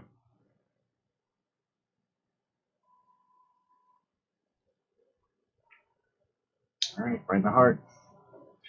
Terry goes up 11-4. When you miss several shots in a row, you have no confidence. And even when you try to play defense, it just seems like your stroke is not there. You just have to find it in yourself to get back on track. And it's the hardest part about this game because we all have good series, we all have bad series. It's just whoever can get out of that slump first sometimes. I hope Mike can do something here to pull himself out because he's putting himself deeper, especially when he's taking those times to think about it and then he's not executing. He's got to find that shot that just snaps and brings him back into it. Hey, it's one of the things that makes it so much different whenever it comes to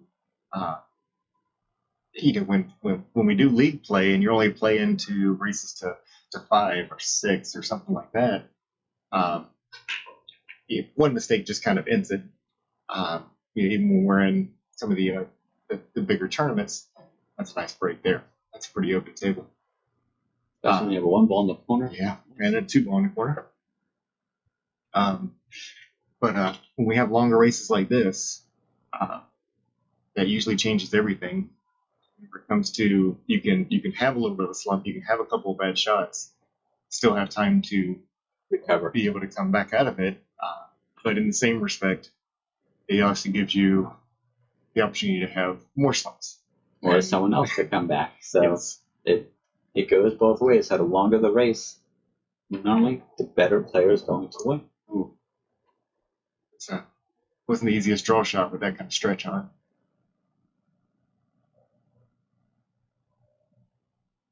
So got a little bit longer, tougher cut if he decides to play it on this one.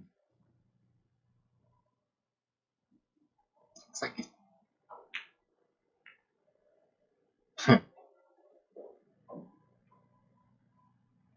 If he called that, I'd be amazed. But then he needs to be playing one pocket.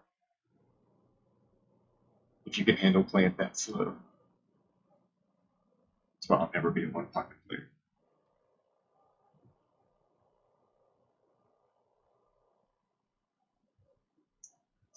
Every time I play it, I start to think that's a game for very patient superstars. it's a different beast. It's one I have very, very little, I'm going to say, experience with.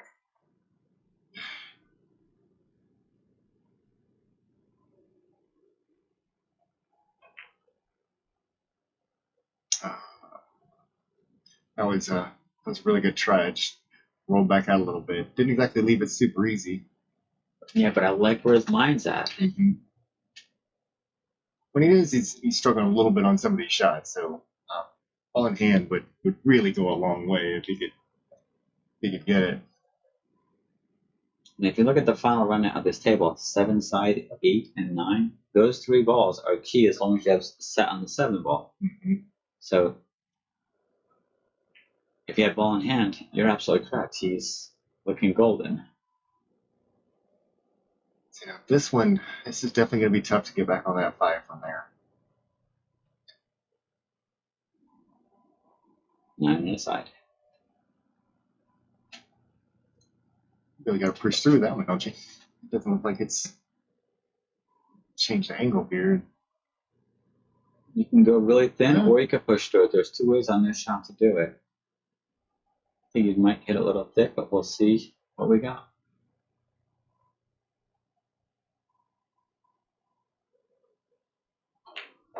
Yeah, a little thick.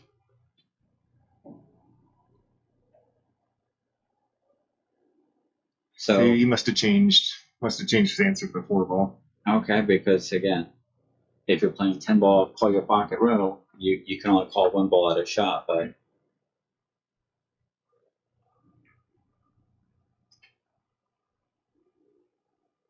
Ouch. he is not getting the rolls. Not at all. Right, that thing stops 6 inches earlier. That's a completely different shot. There's 2 inches if further. it didn't hit the titty, it rolls 2 inches further. He's looking fine. Looks like you got enough to be able to go ahead and cut that one in without too much trouble. Just Yeah, get it back cut it in, but which way is he going to go? Behind the 9 ball, 3 rails. There you go. Behind the 9 ball, 3 rails. Good shot, too. And a possible out on this one. Just a little straight top English, try to get straight on the 8. That's exactly what I would do. I wouldn't even try to draw it on this. He is drawing it.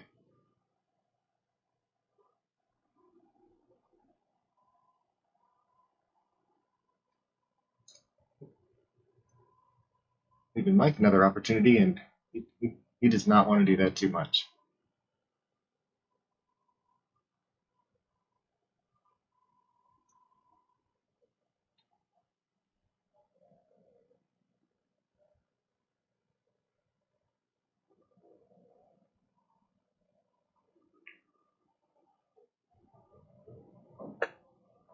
Good shot. Stay down. He's not straight. He's got a touch of He's got a little angle. He's good.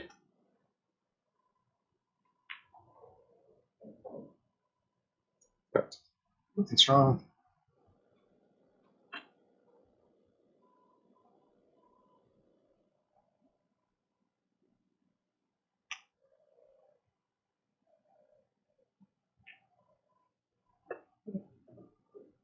Five. See on the these next ones if that means the pull gods are going to help Mike out a little bit.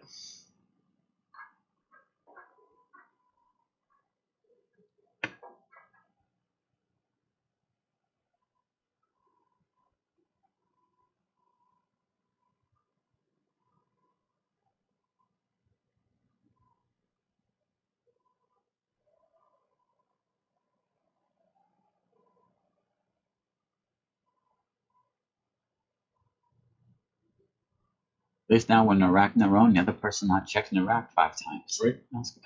Pretty much know where everything is then.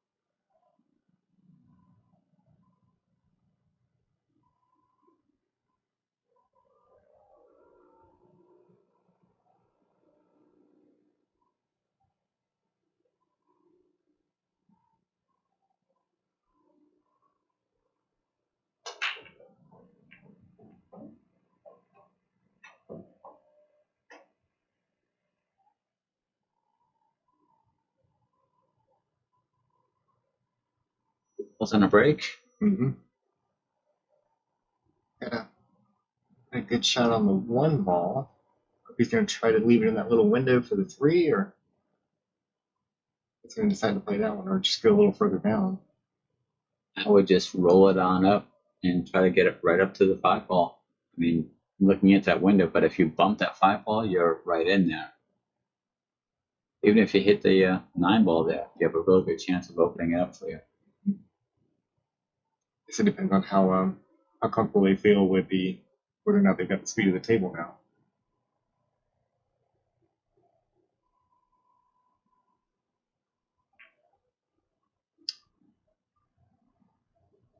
Well, I think he got the angle he wanted, but to get the angle that he wanted, there was no way to make that 1 ball. But it looks like he had a clear shot in that 3 ball where he's at. He got it in the window. Just didn't throw it enough.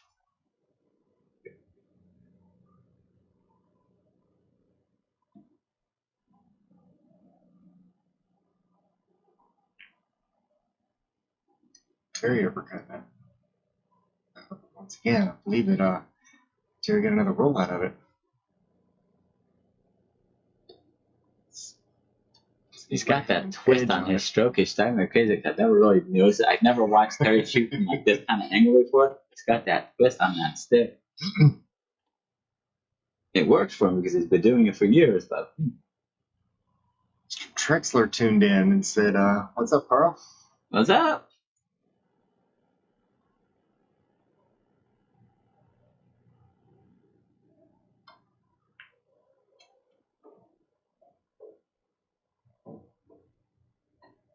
Odd shot on that one, but probably glad that it wasn't.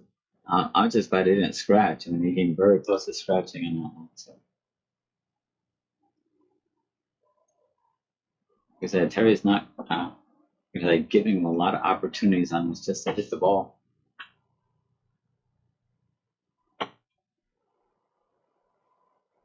But again, going down to that rule, he's frozen and the ball goes in.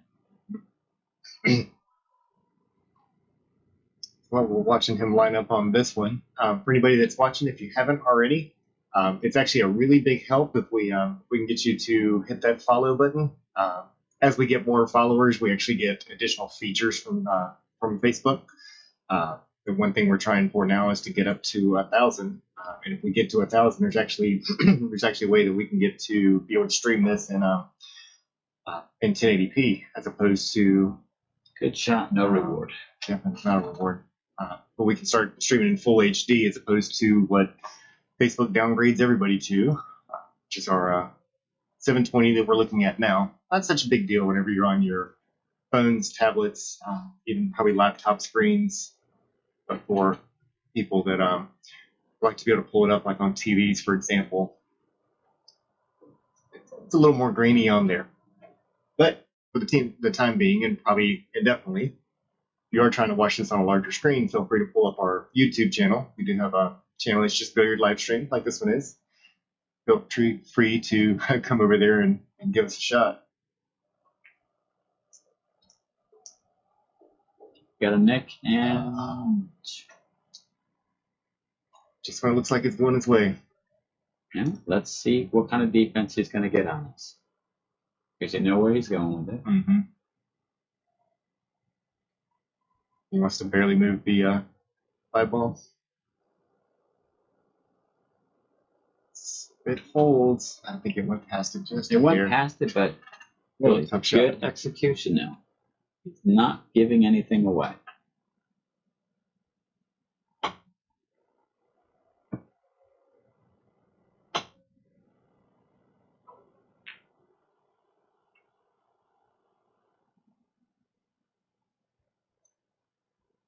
A little bit of a cut over here in the side pocket. Definitely makeable. A little bit more difficult because you're shooting over the 9 ball, but definitely makeable shot. Mm-hmm.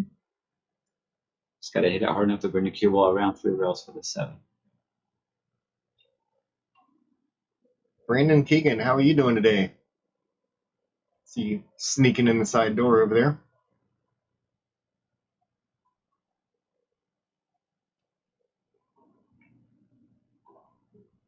Rail, 2 rails. No, Not the perfect angle he's looking for, but he made the shot. He's still at the Mhm. table. he can decide what happens next there. I'm thinking maybe a cut in the corner. He decides he wants to handle this. Well, he does have the right angle on there. It's not like he's going straight onto it, so it is cuttable. Mm-hmm. It's also very easy bank for those that are into banking. I would rather cut it, but And I'm the same. That 9 ball just it's taking up a portion of that pocket on the bank. Gonna have to pay him extra for cleaning the table.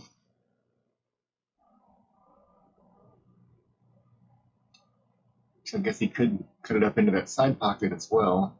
Try to come off the bottom rail, but coming at those kind of angles on not just this one, but any diamond table, you Yeah. got to put some force behind it. It will have a tendency to throw it back out, but that definitely looks like what he's queuing up for. But he's trying to just get behind the 7.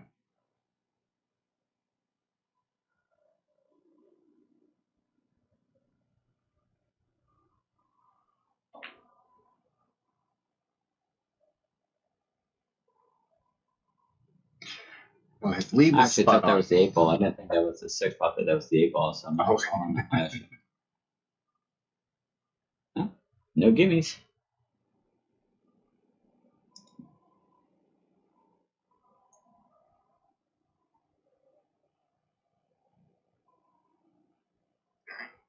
Call long bank. I think he's trying to separate these out. That's a good place to call it.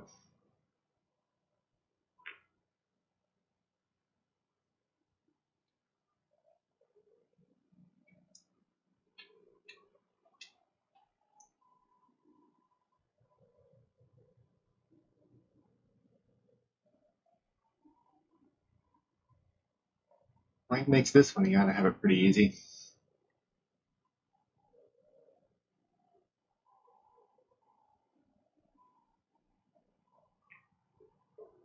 Good shot. There you go.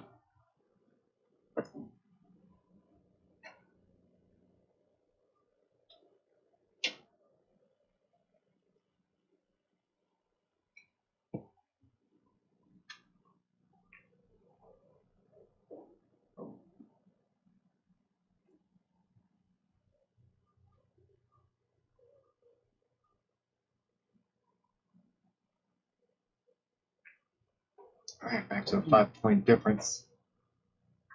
It's going to be 11-6 once the scoreboard is marked.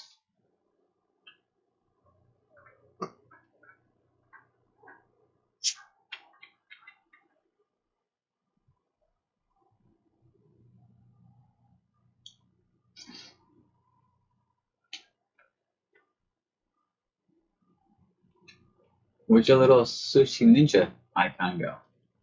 It's on this one. I don't put it on this particular screen, but you'll see it rotate in with the other Oh, I ones got it. over here. Okay, because before There there it used to be is. a station. Gotcha. Okay.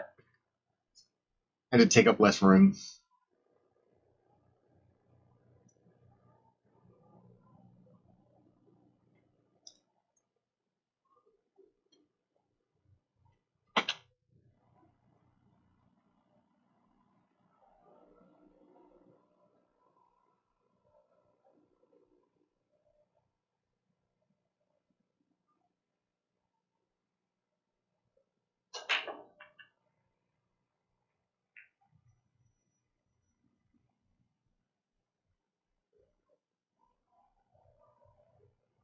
But you're at break, unfortunately. It's spread across, but that cue ball still went forward. I know Mike likes to try to leave it in the middle of the table if you can.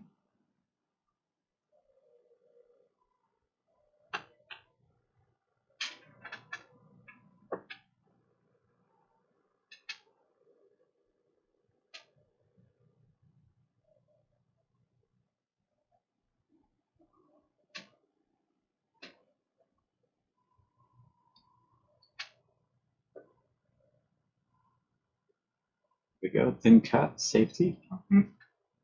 Probably even bump a 2-ball just to make sure it stops behind it.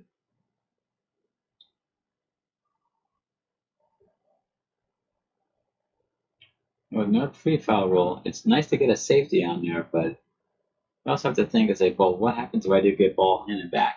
Can I do anything when that crowd does? I have to just keep playing more safeties.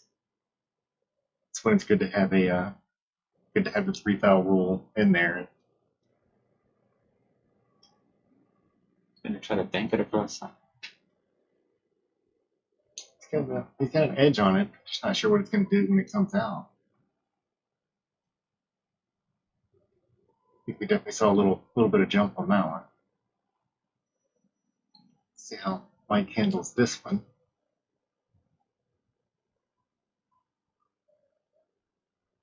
This might be one of those times where he wishes they were playing the 3-foul rule.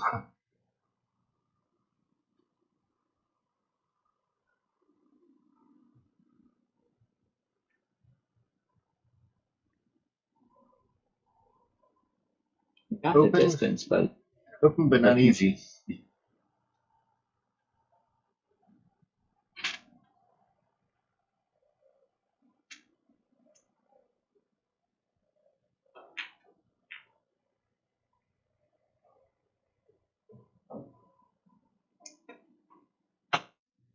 now he's got ball in hand. We should have a decent run out here. I mean, he doesn't have a lot of problems. We have 3 to the 4.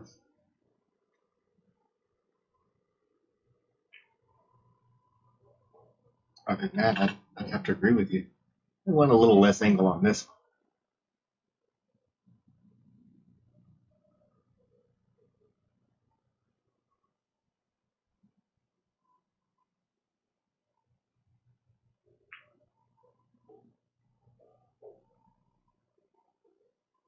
If I get 2 straight, he definitely has a. We'd have to put a little bit to this one, or just decide to take a tougher shot. And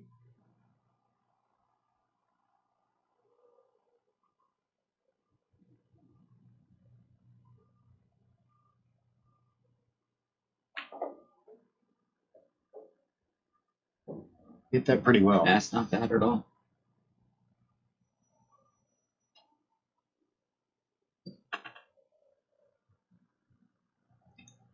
Again, this might be a good time for a defense that are planning on playing it on the 6. Seems like it'd be a little bit easier on this shot. See if he decides to go ahead and go for it and try to draw it over.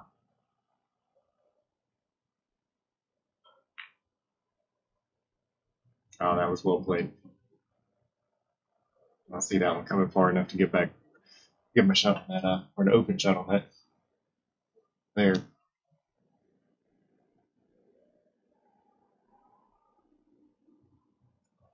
we look at it even from the top, we can definitely see that it's all over that 6 ball.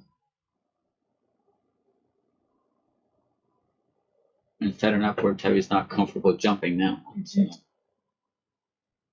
Which is a little bit of a surprise. It's still maybe half the ball over there.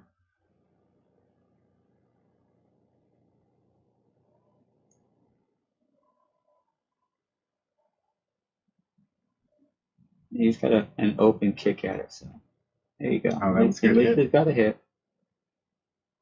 Giving up good position, but he's not giving away a ball in hand. Yeah, well, he definitely has to stretch for this one, so we can imagine the bridge is going to come out. Or he can reverse hand, I guess, if he wants to reach over from the side.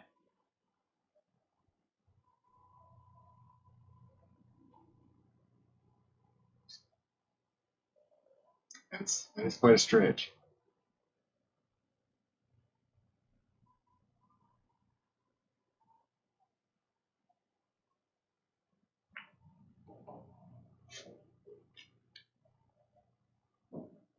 You got to be kidding me. No way.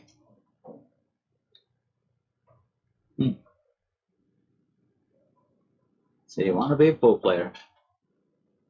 That's tough. He really played that well, too.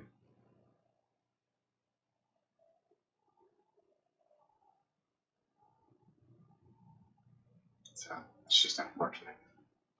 See if Terry can take advantage. I mean, he's been given a lot of opportunities here.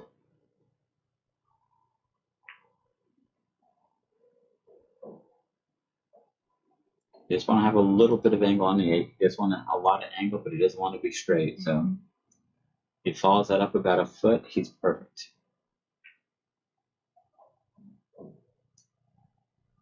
Straighter than I like, but yeah. This is one of those that I have a tendency, and I do it a lot, I have a tendency to want to power that one forward and come back 2 rails and come back out. It works, it's beautiful. Which covers about 10% of the time. got to start somewhere.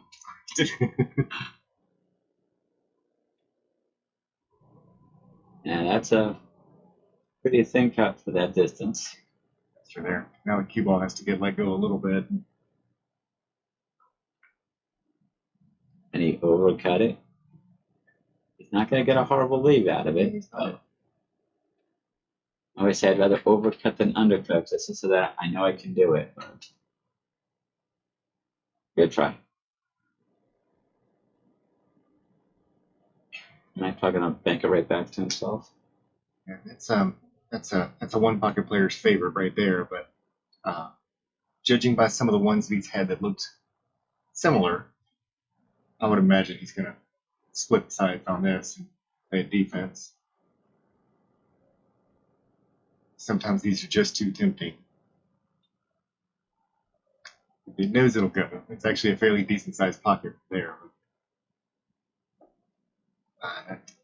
He's going for the side pocket because he's expecting to miss it. So this way he's not leaving an easy shot.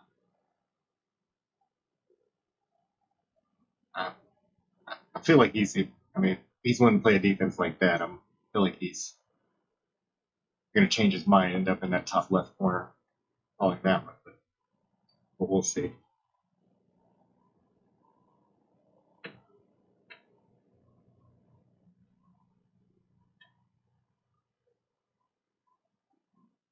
Still sticking to that side. It's close enough to the back rail where it's not terrible angle to it. It's just a very difficult shot.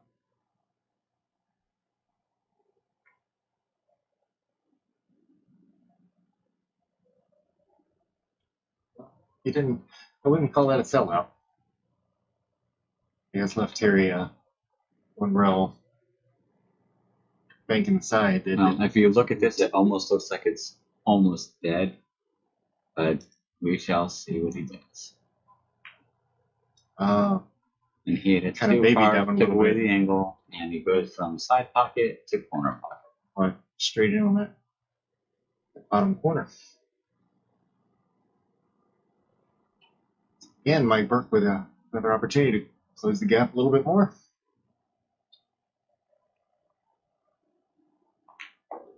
Okay, 11-7. Within 4 games, been here a couple of times. And sure he'd like to see back to the 3 games again. Preferably less afterwards, but baby steps.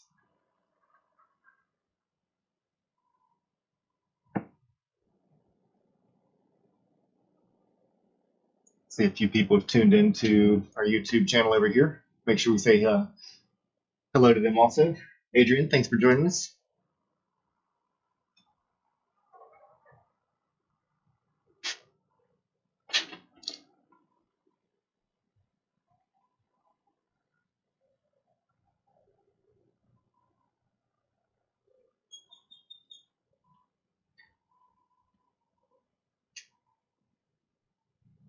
Now Carl's looking for more people to chat, so I got to talk it up. I'm sure he's bored of talking to me for the last 2 hours and 2 hours and a long time. 2 hours and 21 minutes.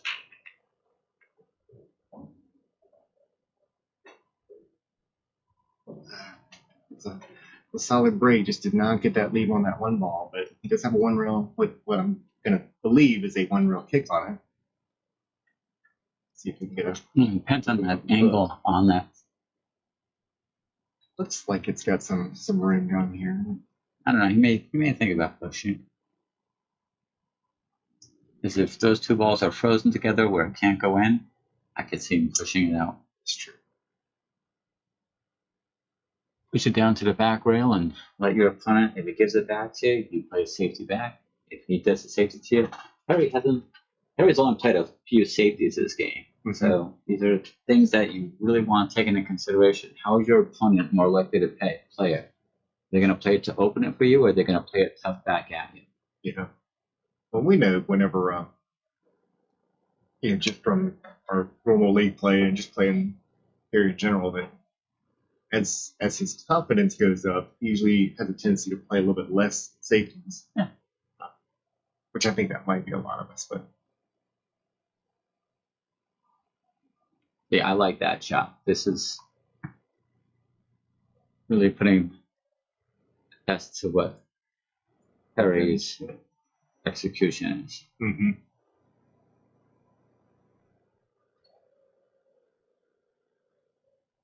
And that's when you just hit the right hand side of the one with a little bit of right spin. It's a cue ball, the one ball right by the pocket. Put the cue ball back on the other edge side rail. Mm-hmm. It's coming very soft. Could be interesting. Yep. That was the tough one. It's like you can see an edge. You may be able to make that one, but getting position on the two could be a little tricky.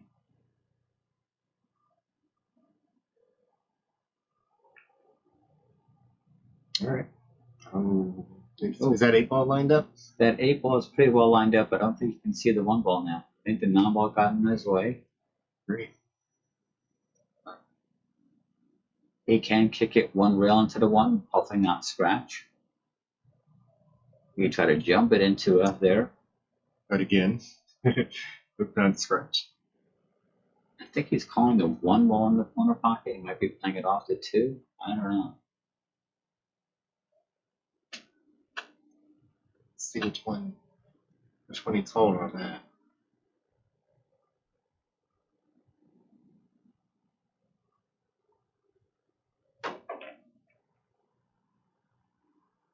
Well, the 8 ball was dead. Mm-hmm. Oh, he didn't call it. I think he called the 1 in the corner. And this is a nice opportunity for Mike. I need to get this headset so we can listen together, right?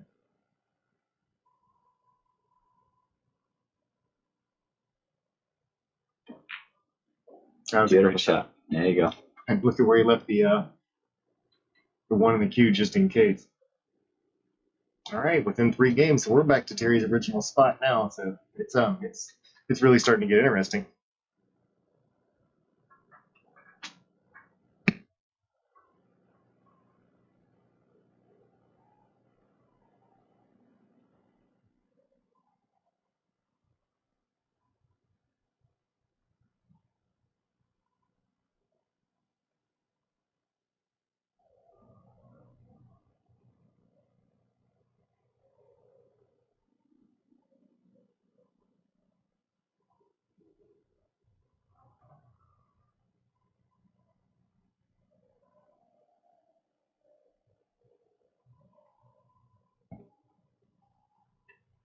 I didn't know if you guys noticed this, but the first time I've seen some positive emotion out of Mike at the end of last rack, he had a nice little fist pump. It was a great shot.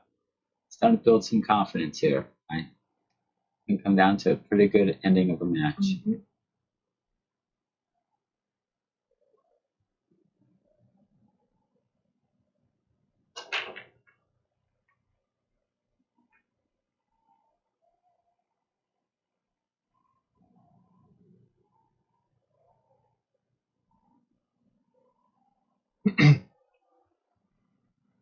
one of the one of the things that I like to practice a lot is shooting ones like this, sitting over on the side and just putting the cue ball back to the middle of the table, and it's just kind of a way to work on the speed. I think that was it might be open, but it's dangerous to stay on that side of it.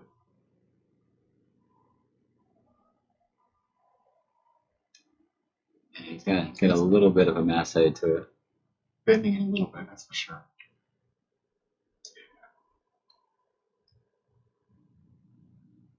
Did he get a little love out of that one? I think he's got a little love, but it's not a hard jump. Yeah. Or he might bend it himself. Yeah, definitely. If we look at it from this angle, it's like it might be behind it from making the shot, but not from hitting.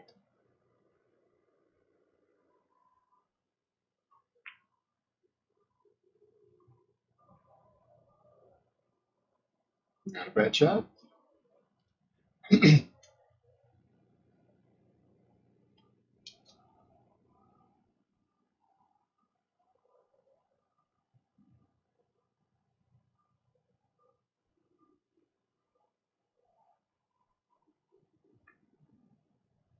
was a good inside cut on that one. Left him an angle, but again, good thought process. Mm-hmm.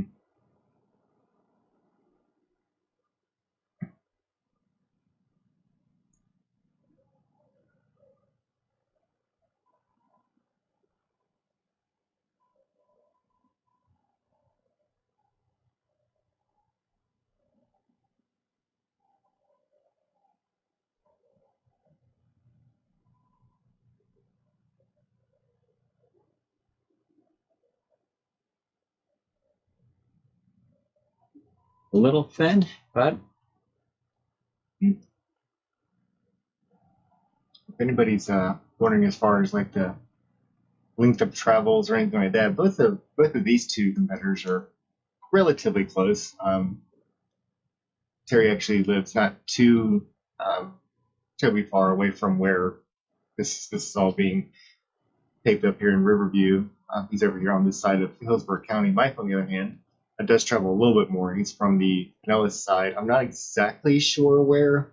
I think it's over like going towards maybe the Tarpon Springs type area. So it is a little bit of a trip for him to come over, but not terrible. I'd say, remembering from the times that I've driven over there, it's probably in the about the 1 hour range drive over. So not terrible. Not a trip you want to make every day. And a lot shorter than some of the people have come. We've had a few people that's come over to play that have driven 2.5, 3 hours.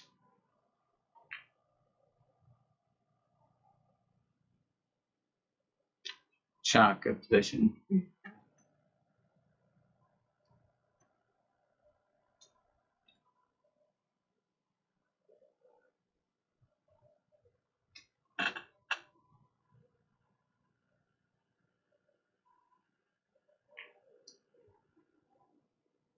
Right idea again, but great idea, but ball speed is not his friend right now.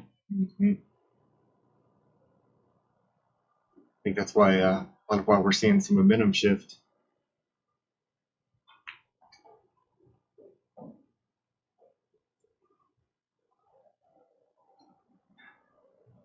Mike's working on some good speed control here. His game's coming back in focus.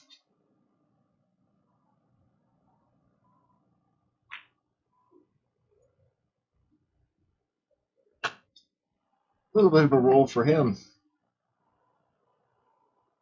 Terry taking a good look at it to see if it'll go by, but it is sit on the outside of that pocket. I say, if it's in the jaws, it's in the jaws. I don't know. That one's questionable. Yeah. If we look at it from the pop-up here, it definitely looks like it's sitting right on that point, but not inside of it.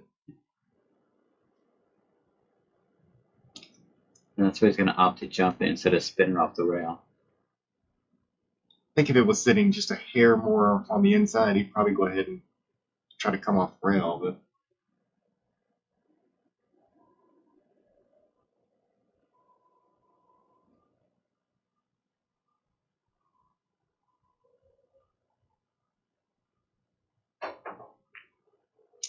Yep, hit on the right hand side and spun it in.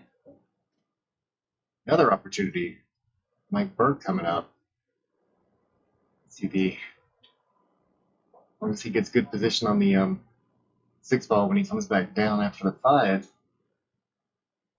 stands a good chance. But oh, he's going to the 9, so he doesn't like going from that 6 to the 7. 7's not that bad. Just get yourself on the rail from the 5. But I guess he can play defense on this one as well, so he'll get a couple of chances on this. Cause I'm sure he'll just run that up right on top of that 7.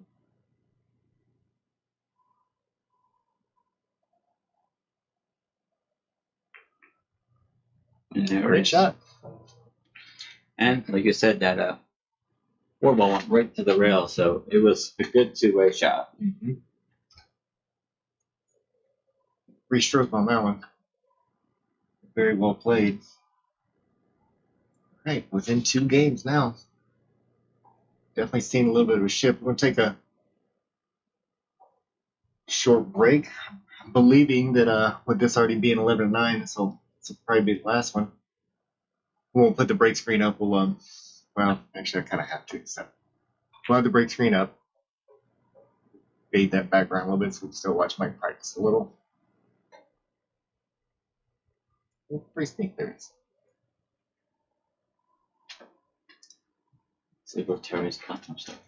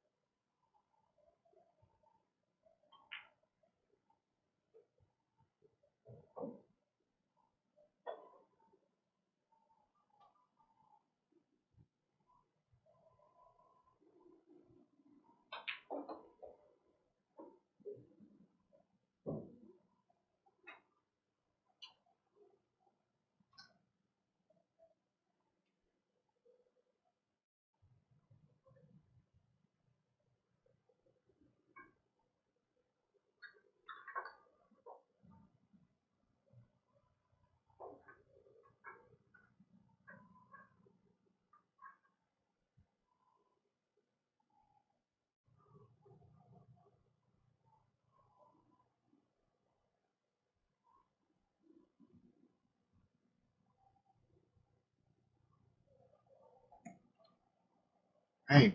So back. we've got a pretty close ball game right here. Yeah, we were sitting at 9-2. Last 9 games, it's been 7-2 to Mike, so it's a lot closer than a lot of people expected early on.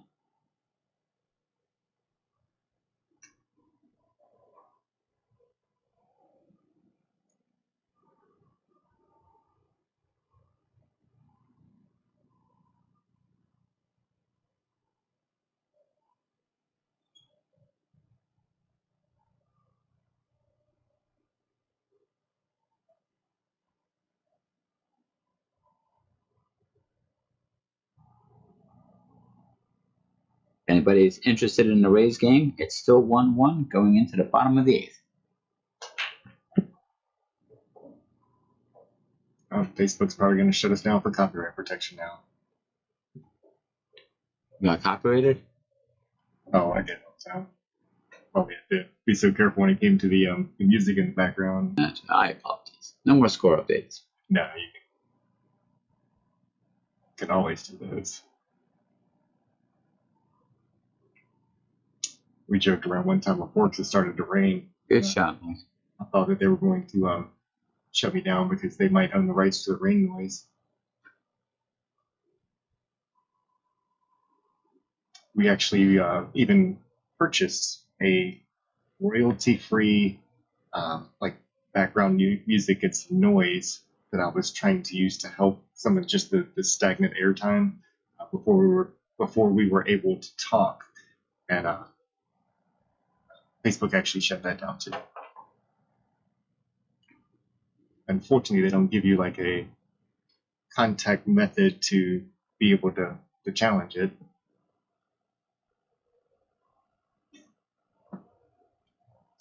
Terry made a good jump on that. Didn't get a desirable lead, but again, no ball in hand.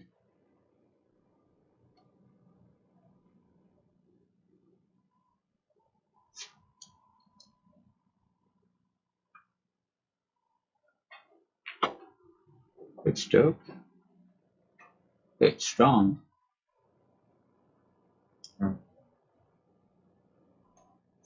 Definitely went up a little bit on the high side.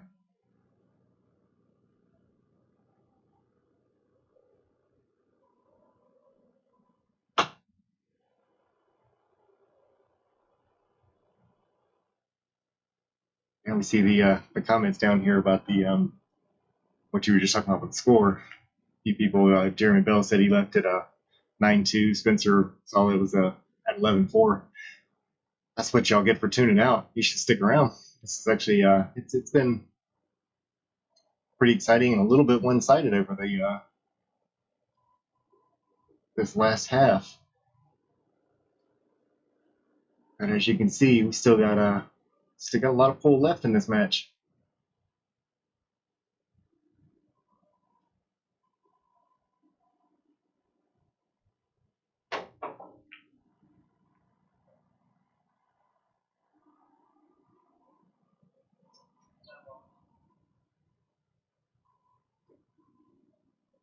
Terry's throwing the ball really well, but he's getting a lot of masse on his jump shots. Mm-hmm. When you're going for long jump shots, you have to practice to make sure you're hitting it exactly at 1 or 12 o'clock or 6 o'clock so you don't get the left or right spin. Mm-hmm. He's getting a lot of spin. It took it right off sight and giving Mike another opportunity for a quick 9 ball.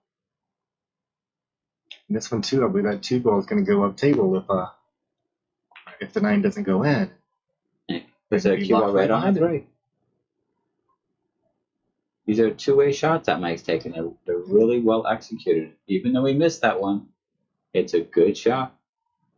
Yeah, tough to call it a miss, and whenever he leaves it like he does on these sometimes. But that's just, you have to chalk that up just plain experience. That's experience.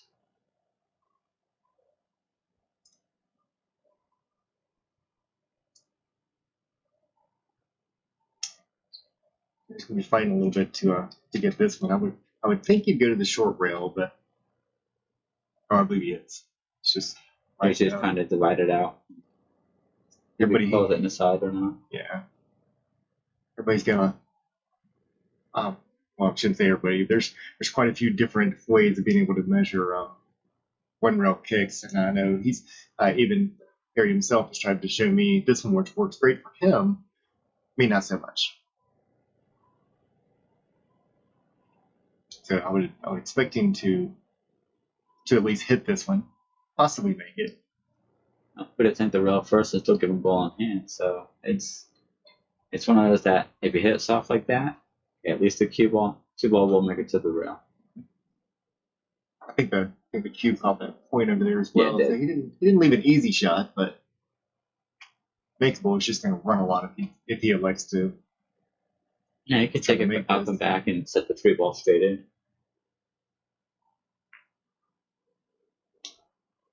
Goes for safety, hits the 3 again? And still gets the defense on it.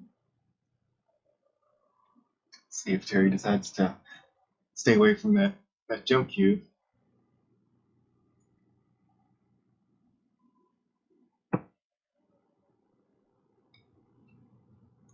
I would think on this one he could drop a 9. And that's the only time I'd say you want to use the jump cue in this one if you're going to be going for the 9 ball. In other words, either going off the rail and probably hit the side of it and safety with the cue ball down by the 9. I think where it's sitting, that even if he doesn't hit the if he didn't hit the 2 ball, that Mike was probably going to try to fire that 2-9.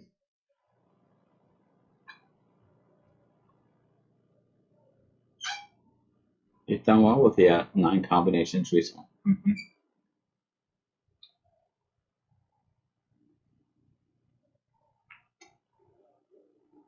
Good shot.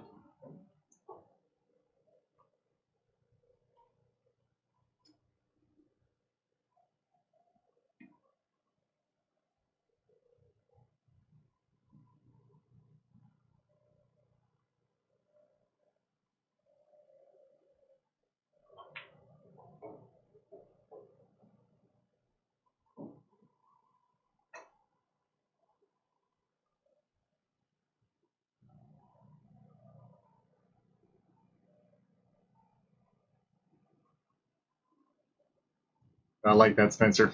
Don't shame you. All right. Well, I'm sorry, little buddy.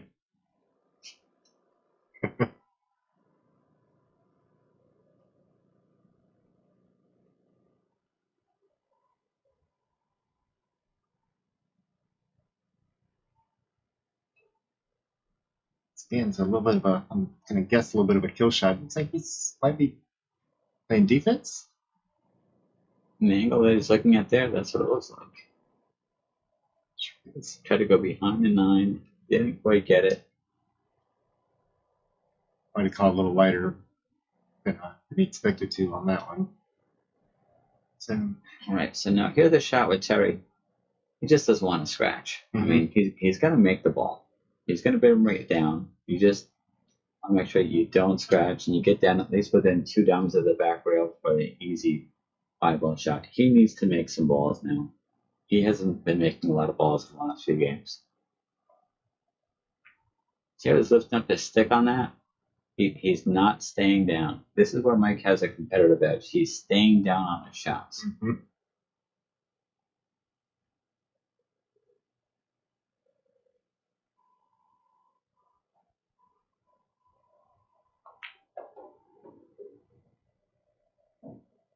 He wants that to come down a little more. And he wants to be down at least, hopefully another diamond, but it's workable.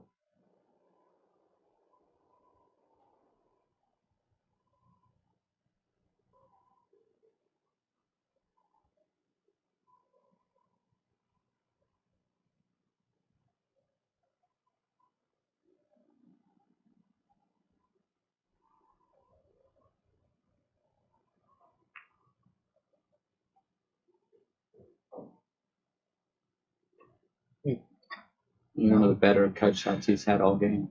Good shot. All he's going to do is just roll it in, maybe stun it. Stun it a little bit, let the cue ball slide over 2 feet. He may take it right to the rail, like make it a little easier. That's well executed. He's definitely he's got the confidence with his shot now. With the safeties he's played, he's made a lot of balls. He's in that stroke. Ooh, I'm starting to come off the rail a little bit. On the other side of the pocket. Hey, get to be a close ball game here. So now kind of everything's turned around. That Terry's got to get back in the game now. Mike was able to wade the storm and the rolls, and so with 4 and 5 games to go, see if they start coming back and forth. You're allowed to say the score. Oh, okay. Okay, Tampa Bay Rays are up 2-1 right now against the Yankees. Still in the 8th. That's the end of the 8th. Okay, 1 inning to go.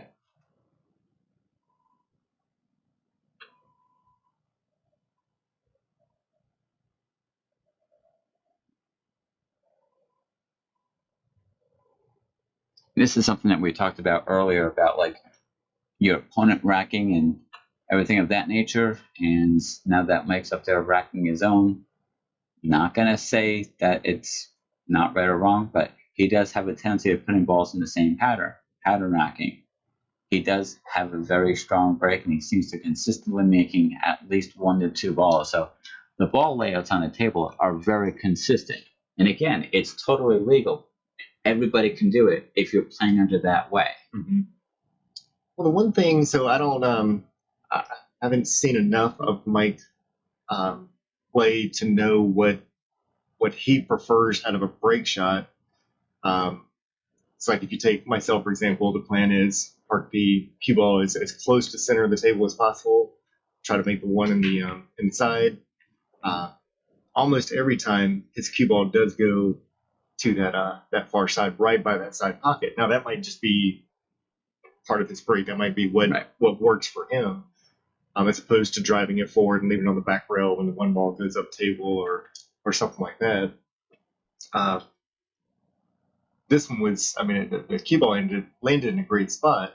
It just got a little unfortunate, a little jacked up over the 8, but the 2 ball is very makeable, so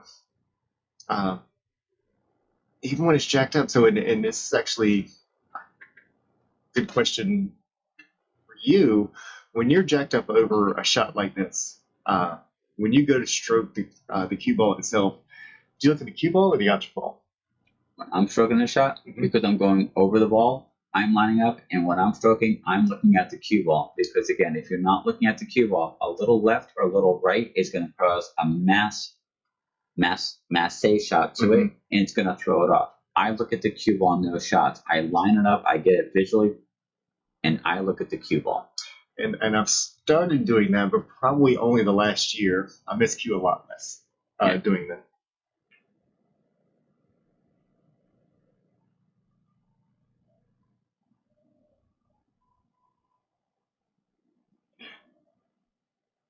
And so Jeremy's comment on here, pattern racking is irrelevant if you don't run out. And the only reason that I would disagree with that, Jeremy, is because it still gives you an ability to be able to control the table.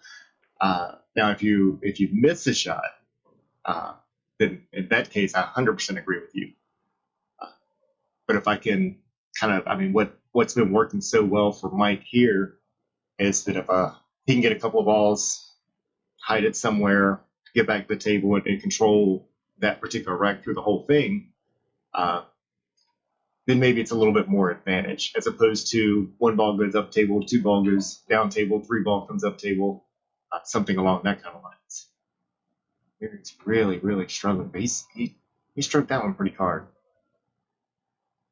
No, I agree. Pattern racking is great if you're breaking and running. I mean, watch YouTube videos of people break and run 9, 10 racks in a row in tournaments, pattern racking. It's wonderful if you have the ability to run that every time, but you have to start somewhere. And again, it's a learning curve for those that are really serious about the game to do it consistently. Mm-hmm.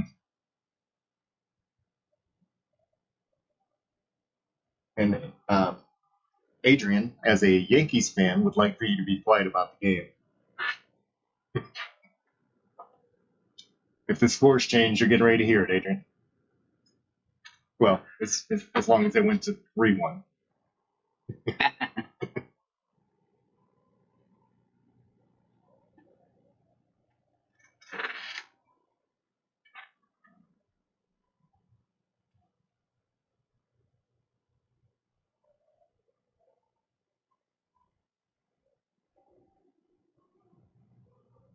If he called this ball or not, if he was just going for the hit. Oh, is that going to get a rail? Did not.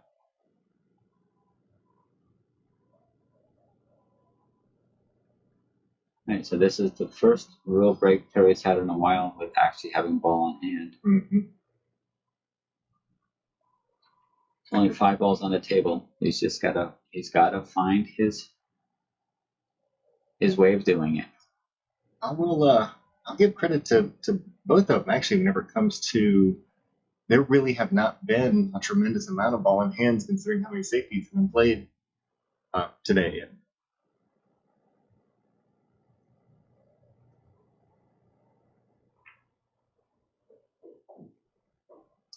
straight into it.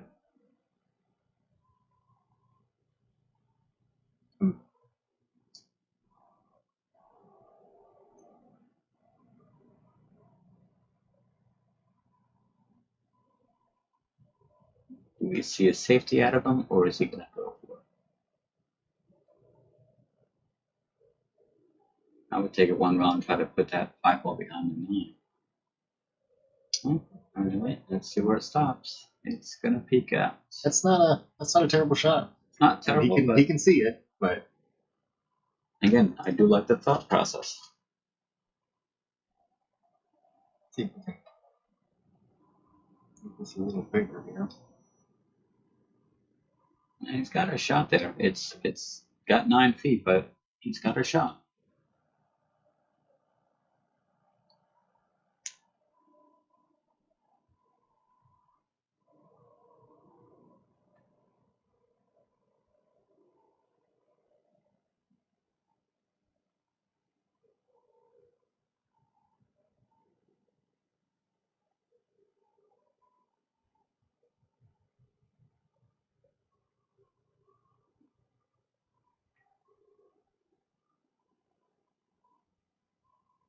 You can actually see, I believe, a little bit more of it than I thought, but I don't believe yet enough to make it.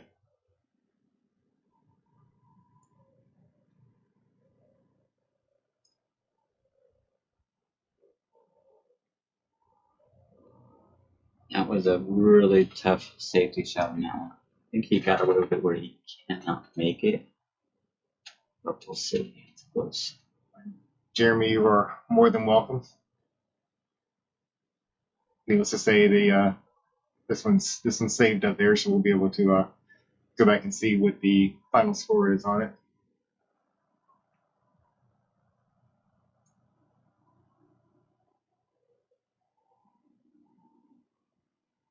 Now, if Terry can put that cue ball behind the 6 and bring the 5 back down there, he'll have a good log up safe on him. Unless he wants to be aggressive and go for it. I don't know that he'll try to put the cue ball behind the 6 just because it's sitting that close to that corner, and I'm only saying that because if I look at that, I don't know if I want to do that. It's a finesse shot, but I'd look at that and know very well I'm going to scratch before I hit it. So.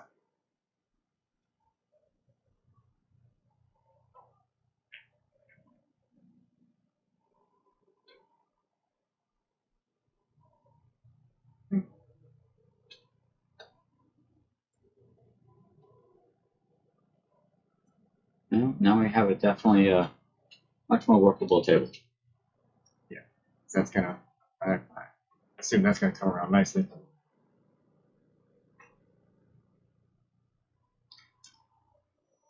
Well done.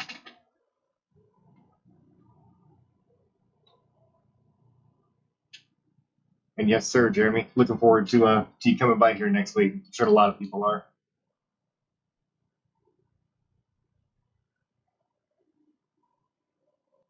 Who's he playing? Jeremy and Derek are playing. It's next Sunday, Nice. which I think that's going to be. It's going to also be a really nice matchup.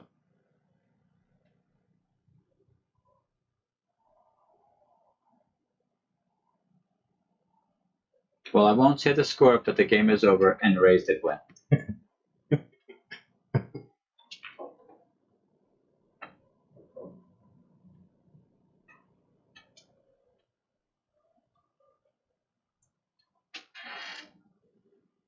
Be bad of an angle. You can see 2 or 3 rails on this one. Follow Or it, he's send it actually back. looks like he's drawing it. So just one rail to the bottom. Yep. Back the spin. Look at that. That's a pretty decent play. That's pretty.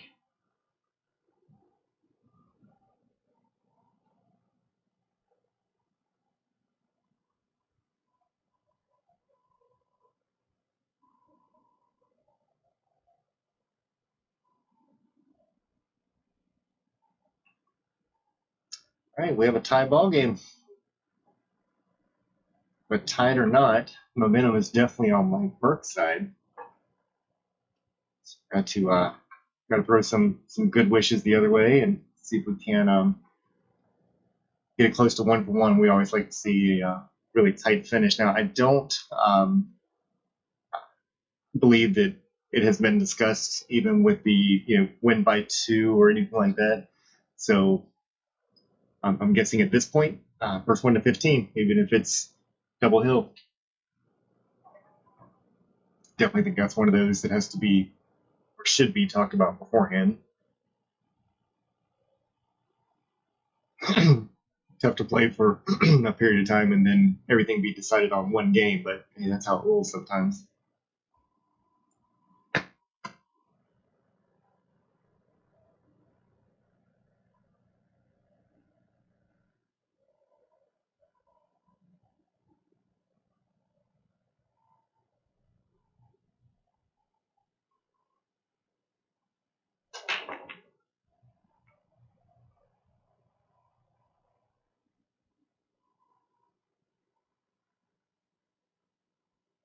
Break on that one.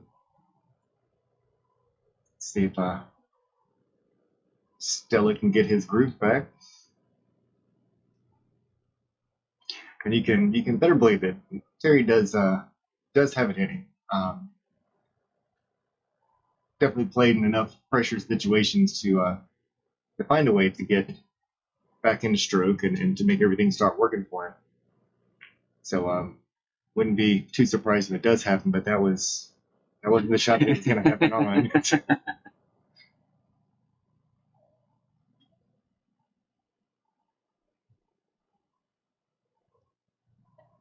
We've all had those matches where everything just goes wonderful and then all the wheels fall off. But he's got time. Adrian said he just heard his wife scream, and so he knows who won. But thanks. I didn't say the score.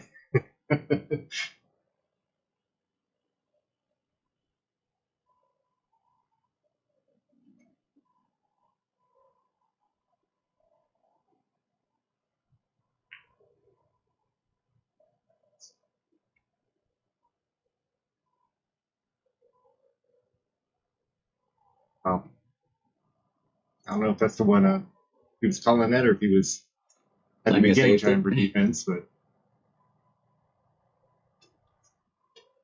And Marcos, they are playing for 600 in the middle or 300 a man.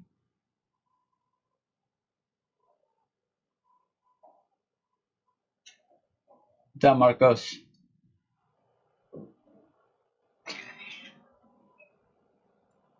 A little bit hard now, but he's got a definitely doable shot. Mm-hmm. And actually, if he makes it maybe a touch of inside, just so it doesn't drift up too much, that breeze far enough off to give him a good chance at the free inside. But got to secure this one first. Let's strip it down now. I think you might be playing a defense. A little bit. There you're taking some chances here.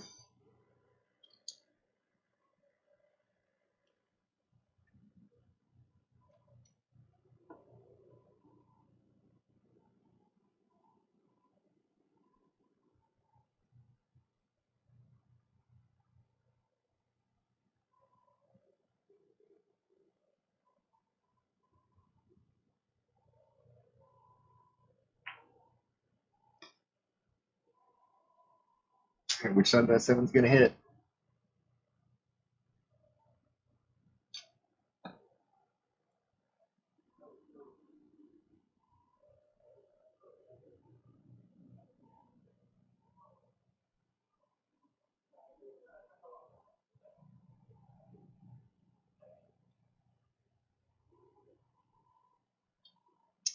I think he's wondering if that was a hit. Looked like he pushed it. We're looking at it right here. Actually, you can come over and. It was close.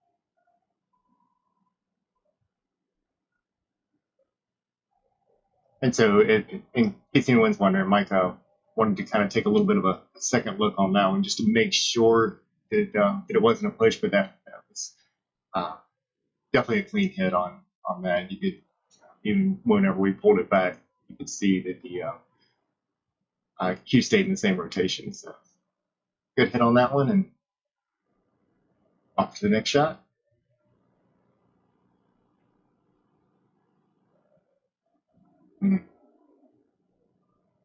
Just didn't get the angle on.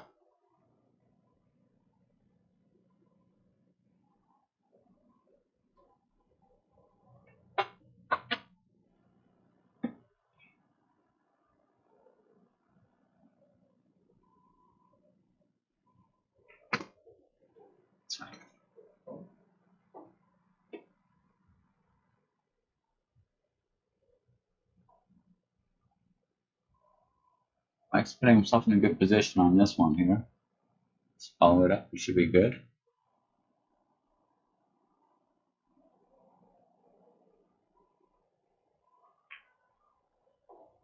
Good shot. So the only thing you just gotta really take a look at here is going to be the 8 to the 9.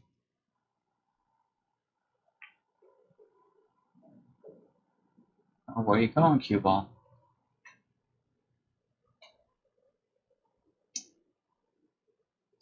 I think he got a little bit relaxed with it, but definitely work something out on this.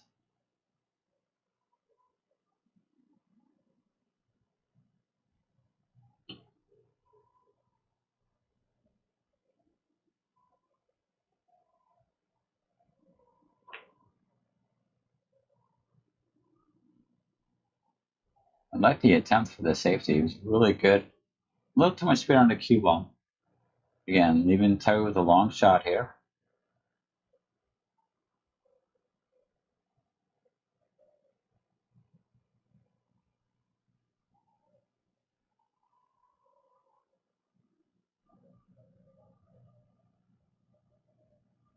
It looks like he's going to try to take it back.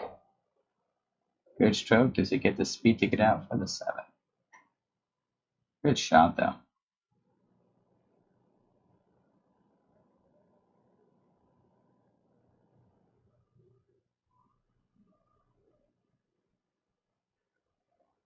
Plays to get back to the table. Didn't get behind the 9 ball, but again, he's playing to get back to the table.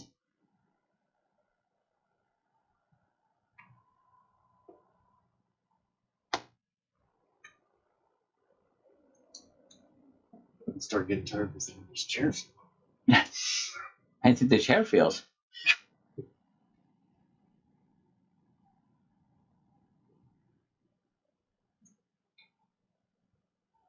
And Mike's looking at it, it's like, does he want to try for the bank, or does he want to go to put the 7 ball on the back rail and bring the cue ball down by the 8 ball? Guess he could always hit try for the bank, but make sure it stays on the pro side of it. Just give it a couple extra feet just in case. It might take him too far on the high side of the 8 ball doing that. It's It's a trade-off. Guess we'll know as soon as he strokes it.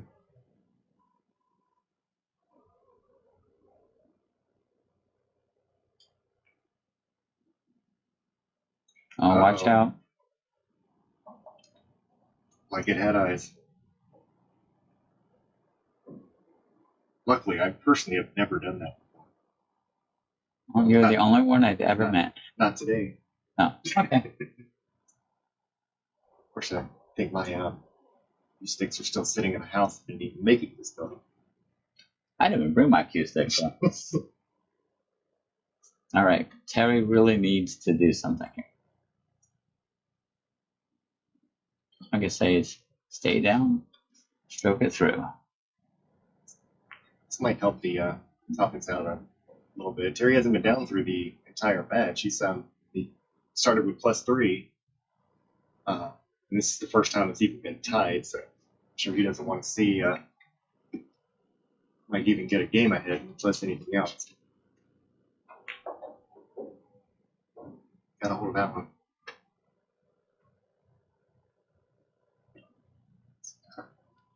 Not a gimme shot here. He was faced with one of these earlier. Hit a little bit on the short side.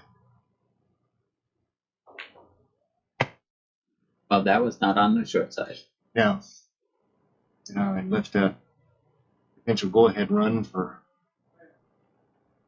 Mike Burke if we stick with the baseball analogy from earlier.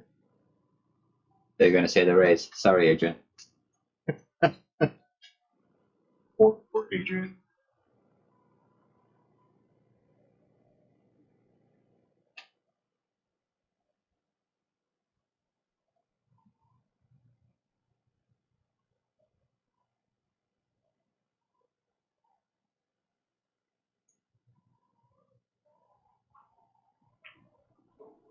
Part of it. It's a great shot. Great stroke. For the first time through the entire match, Mike Burke goes ahead by 1, 12-11. And as we've been saying for quite a few games now, huge momentum shift here. Part of me's actually kind of surprised that that he doesn't want to call break, but there again, if you practice in between, I guess it doesn't really change things too much.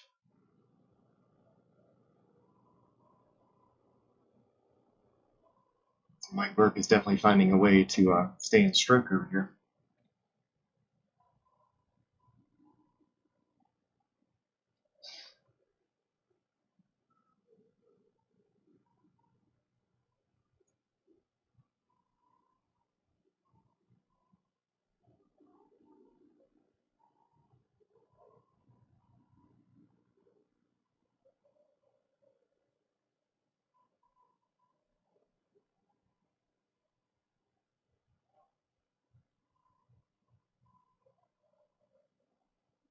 You watch it.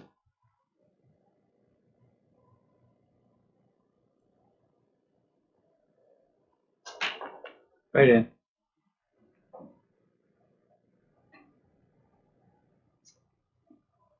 Seven ball stays out of the way.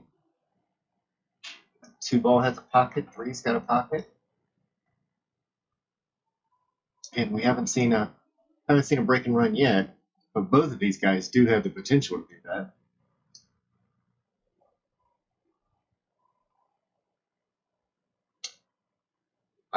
Spencer, at the beginning, yes, they were doing opponent racking. And what about halfway through, I think when it was about 8-2 or something like that, they did switch to Yeah, at 8-2, they went ahead to a rack your own.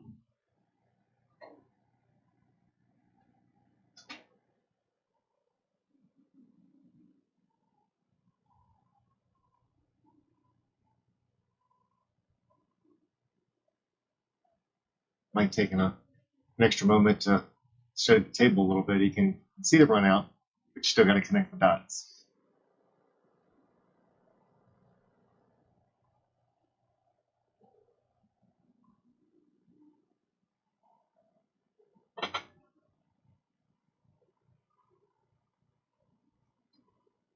See, Adrian, we're just picking on you now to make sure you're still tuning in.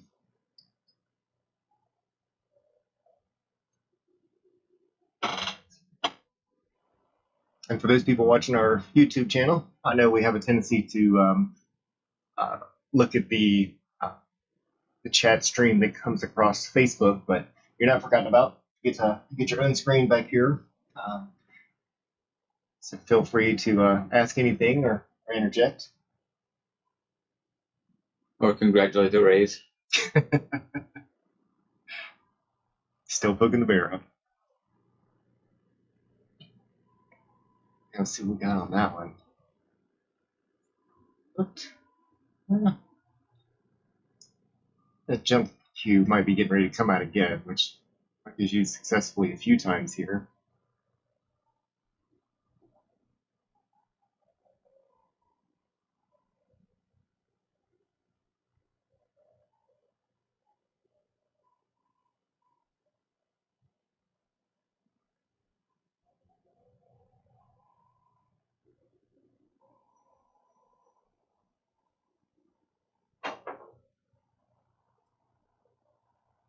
He got flight when he opened up the free ball a little bit more for the track, so I can open up things. There with another opportunity to get that stroke back like we know he can.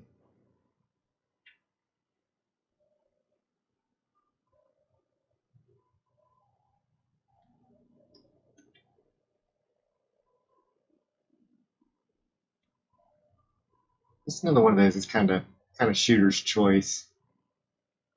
Which way to play this one? I just see a lot of traffic going that way, but it came out really nice. Really good. I try to move the cue ball as little as possible, but I've also noticed that people that like to stroke the cue ball, they stroke with a lot more confidence, and when they start making their shots, it's just a beautiful thing to watch. Mm-hmm. Yikes.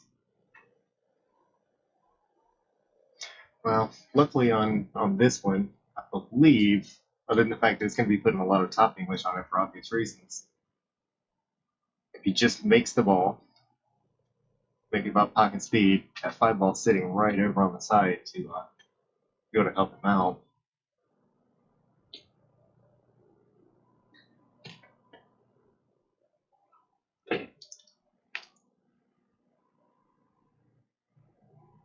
He's got a using that bridge on that one. A lot of people don't know if you are allowed to use 2 bridges, so you can stack one on top of the other. That is considered to be legal, especially when you have balls that are this close, that far into the table. I don't think Terry actually needs it on this shot. That's a long way.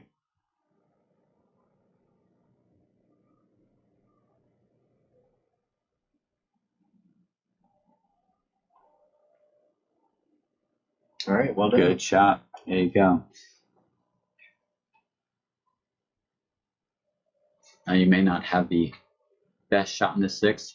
I think if he could just stop it there and hold it, I think he has angle, or he could draw it or follow it. He's got several options. He's going to crank this one and try to go. Bring it back. Yeah. And he cranked it. We've seen him do that several times this match. When he does that, you can definitely tell a difference in the stroke and how he approaches it.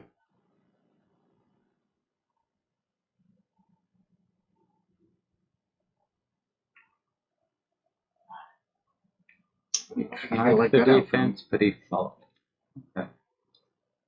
Okay. So now does Terry want to go ahead and take this in the side and try to force up and back, or is he going to take it long and try to draw it back? I mean, I think this is going to be a 18-foot stroke here. He's going to go all the way up and back. It'll lay over there naturally. That's a big jump up he just did there.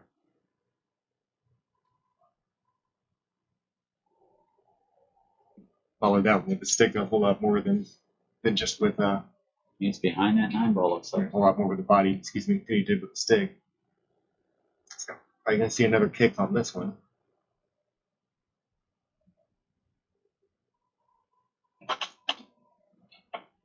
At least the good thing is on this one, hit it just a touch harder. You kind of get straight into it. It will bounce that 6 ball off the back rail and put it over on the long rail. It's pulling in a corner. And if it gets too low on it, they both fly out. No? Yeah. And how's it going, Brian? This is the infamous Karl Marx that's up here with me. Infamous. Yes. Or legendary? Do you prefer that? No. I couldn't see the back of your shirt, so. That's Longoria. Sorry, Adrian.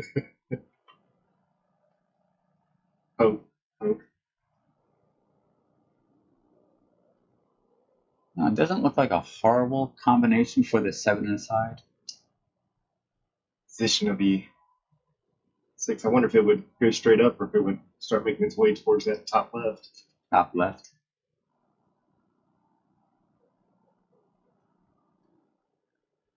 Just don't hit it too hard and we can set the 6 ball up in the corner.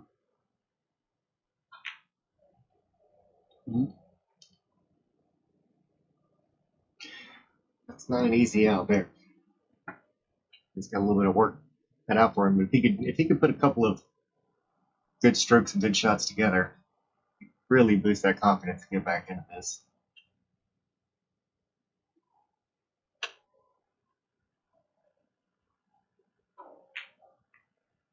Oh, that was very close. In a regular 9 ball game, he'd still be shooting. Yes. What was the score at one time? 11-4? 11-4, yes.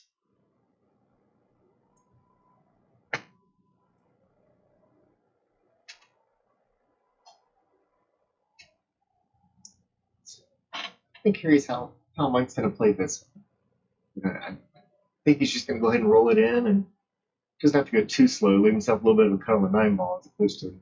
If you take this pocket speed going in, the cue ball is not even going to be in the middle of the table. It's going to still be on the left-hand side of the table, giving it a very, very good shot, the 9. Mm-hmm. If he wants to do what he's done before in the past and take the stroke, he'll take it across and back. Yeah. And that's what. And it looks like that's what he's gearing up. Absolutely. Which is funny because that 7 ball is sitting just a hair off the rail to do more along what you were talking about. And that's a fantastic shot because that's where speed is always going to go ahead and give you better position when you take those shots with confidence.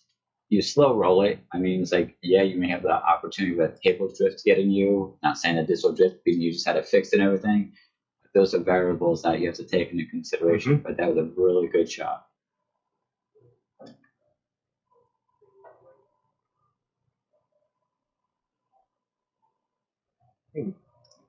Mike Burke going up by 2, and only 2 games from the end. Absolutely no doubt which way it's going right now. Mr. Terry needs to find a way to put that to a stop.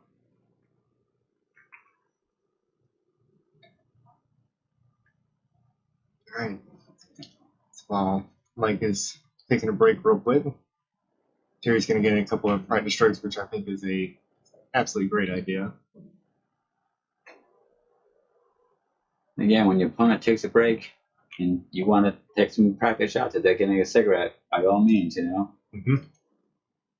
Take advantage of anything that you can, especially when there's money on the line.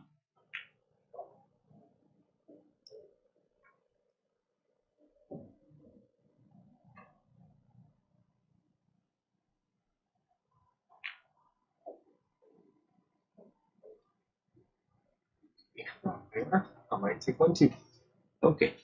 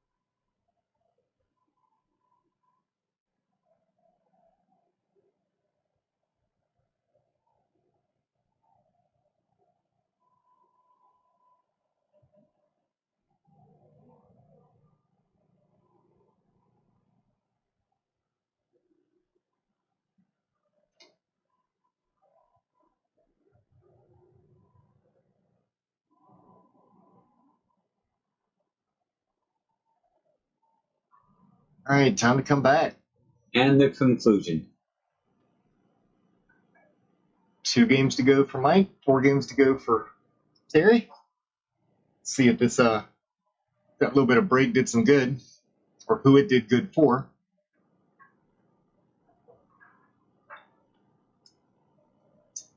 Good angle here to look at it. There we go.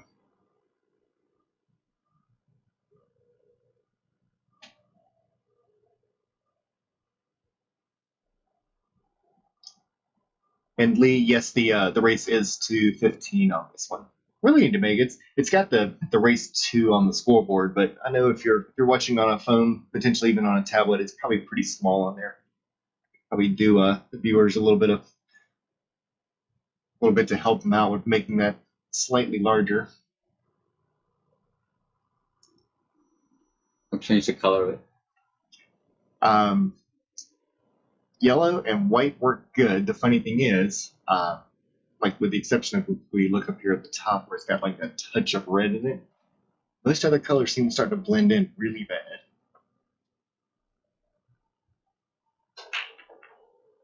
This is probably the 1 on the side, 6 on the side. And ball in the corner again. It's going to be a little tough because the 2 ball is going to want to drift to the short rail unless he catches it really, really good. Could even play it off the rail and intentionally shoot it over that way. Yeah. And follow it up.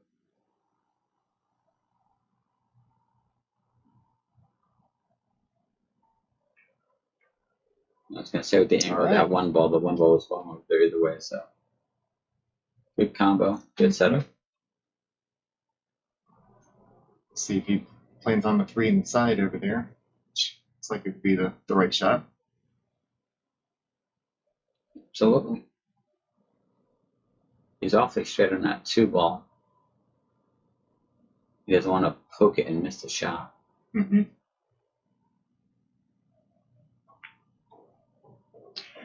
And Brian, I saw you see your comment on here about the are we able to score 14-1? And the answer is absolutely yes. We actually had to create another scoreboard for even to be able to do the ring games that they like to do on Saturdays. That same ring game could actually have whether it's 1 person, 2 people, up to 6 people that's on it. And if that doesn't work, all of these scoreboards we write ourselves. So you tell me how it's to be scored, a little bit of time, we can make it for anything.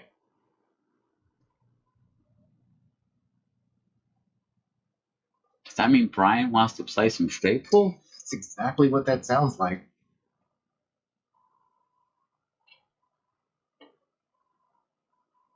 I'm guessing with that being said that you'd play him even?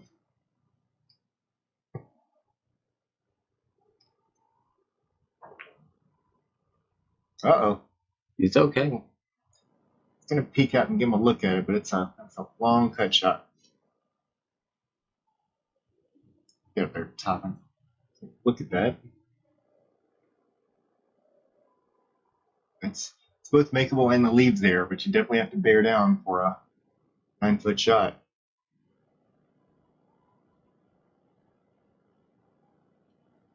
Evan On has decided to join us.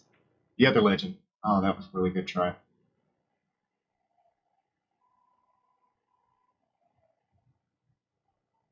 I like the fact they brought the cue all the way back down.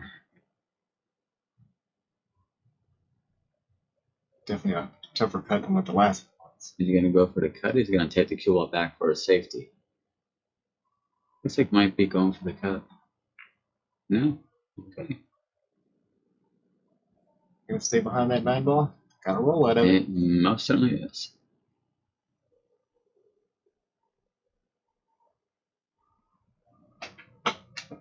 That worked out very well for Mike.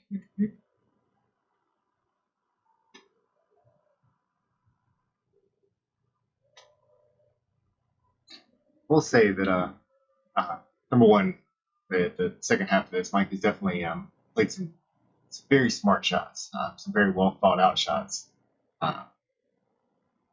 There's definitely a portion that we've seen that the leaves have shifted where I think Terry was getting a few better leads on the first half, and the second half here it's definitely been a little bit more on Mike's side. But like a league like this wasn't basically luck. Mike was playing for his safety, and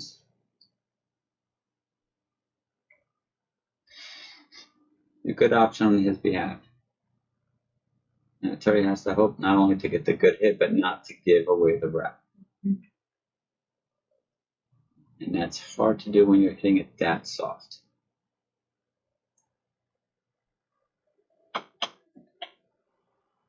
It's one of those times you want the without the called shot so you could just lay into it and get lucky. And that's why this type of game strategy is definitely more towards the defensive person's strengths. But you take away that luck whack-a-mole factor. Mm-hmm. Well, even in if you don't call shots on a 9-ball like normally see, Good shot. that was a good shot. I do still like the called 9-ball. I think that one should find 6 rails in a pocket, but other than that.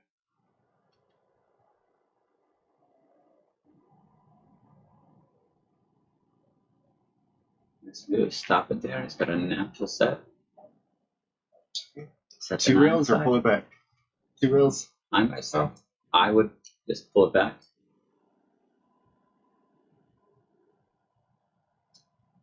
It does look like he's queuing a little lower. Nicely done. Leave.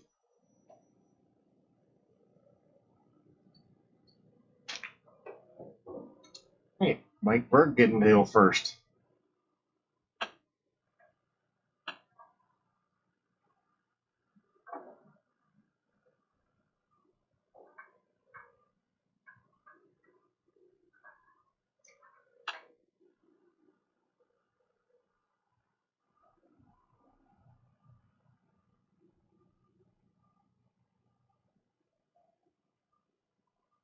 What do you guys have coming up tomorrow?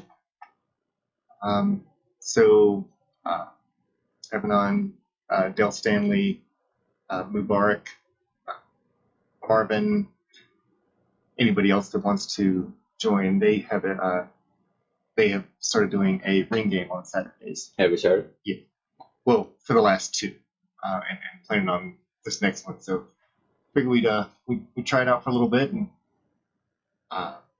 see how it goes. It was a little bit of a challenge the first 2 times because we didn't really have a very good way to be able to score. But like we were talking about before, for the people who've seen the scoreboard, it's in the back here, which we're a new application to be able to keep up with it, so it does feed into the live stream. It's a very difficult game to watch when nobody knows what the score is. Yeah. And even if I'm trying to commentate it, I don't know what the score is. I can't hear what's really going on in there. So we've passed a few ideas all the way from let's just put a camera on where the chip counts are to let's just write something to do it properly. And Terry's approaching the table here. He does not have an easy shot either way. The other guy's on the hill, so he's playing for his game life right now. Mm-hmm. I hope his decision he doesn't regret, because I always believe safeties should prevail. And good for him. And with that speed, I'm going to have to assume that was a planned safety from the beginning. Good shot. That's a tough hit. Looks like there's a little bit of window, but he's got a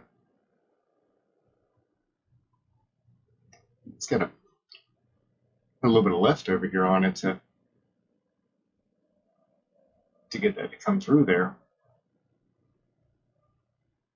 Let's see. Take a look at where he's looking. He can go one rail with it. Right. But it just... I don't think that's right where he's pointing. It does seem to be the middle of it.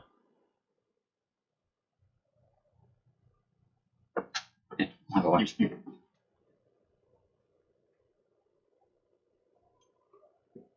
Big Carl out here to help him with watching the shot.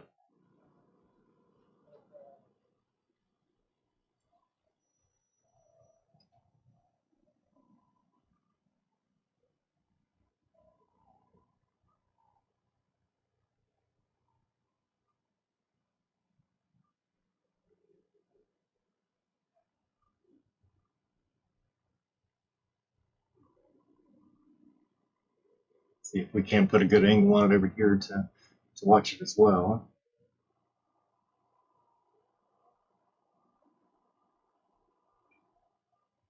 All right. Not necessarily a favorable leave for Mike, but definitely a good hit.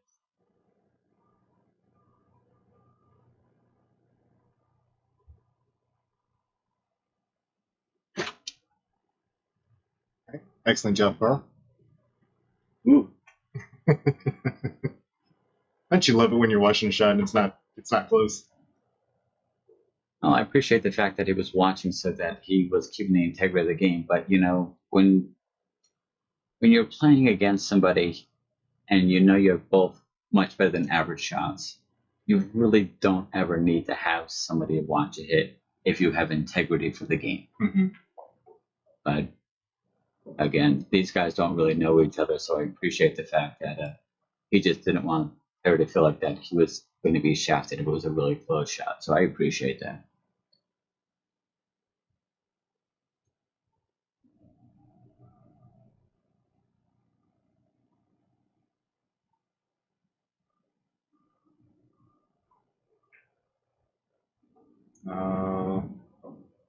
Get in trouble, or is it going to get by it? Looks like you got by it. Yeah, you got by. 5 ball sitting up there. Let's him go ahead and stroke this one in a little bit. Now, it is a little bit straight if we look at it from right view over here. Maybe cheat that here and kind of get it over.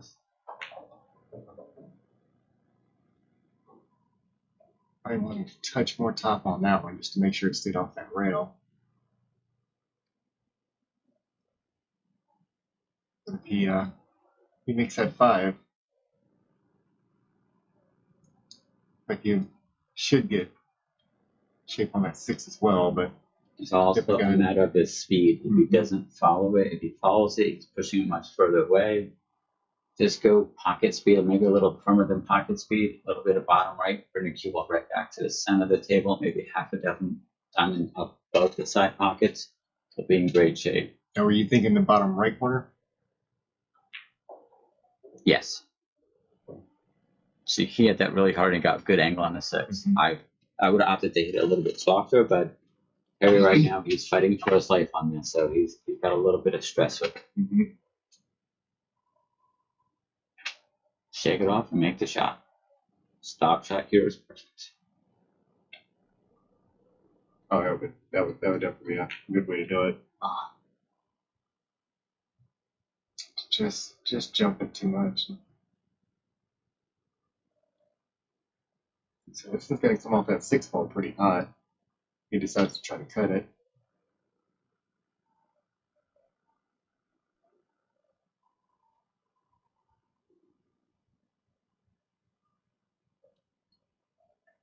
At this point of the game, seeing his banks that he did before, I can understand if he went for the bank.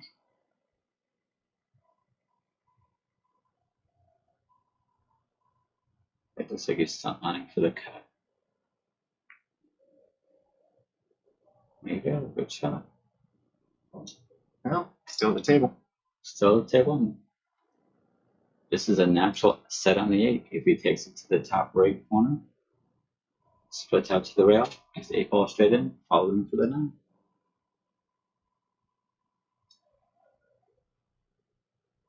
A little closer to center ball just to slide it over. He'd like to be straight in on the 8. He might have got a little low on it, but still I think in he's great looking position. good. 9 ball's close enough. He's got plenty of wiggle room.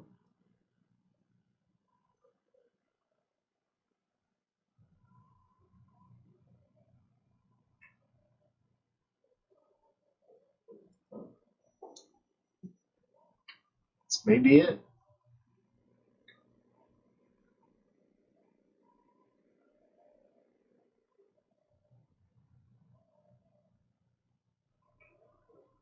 All right, so with a phenomenal comeback.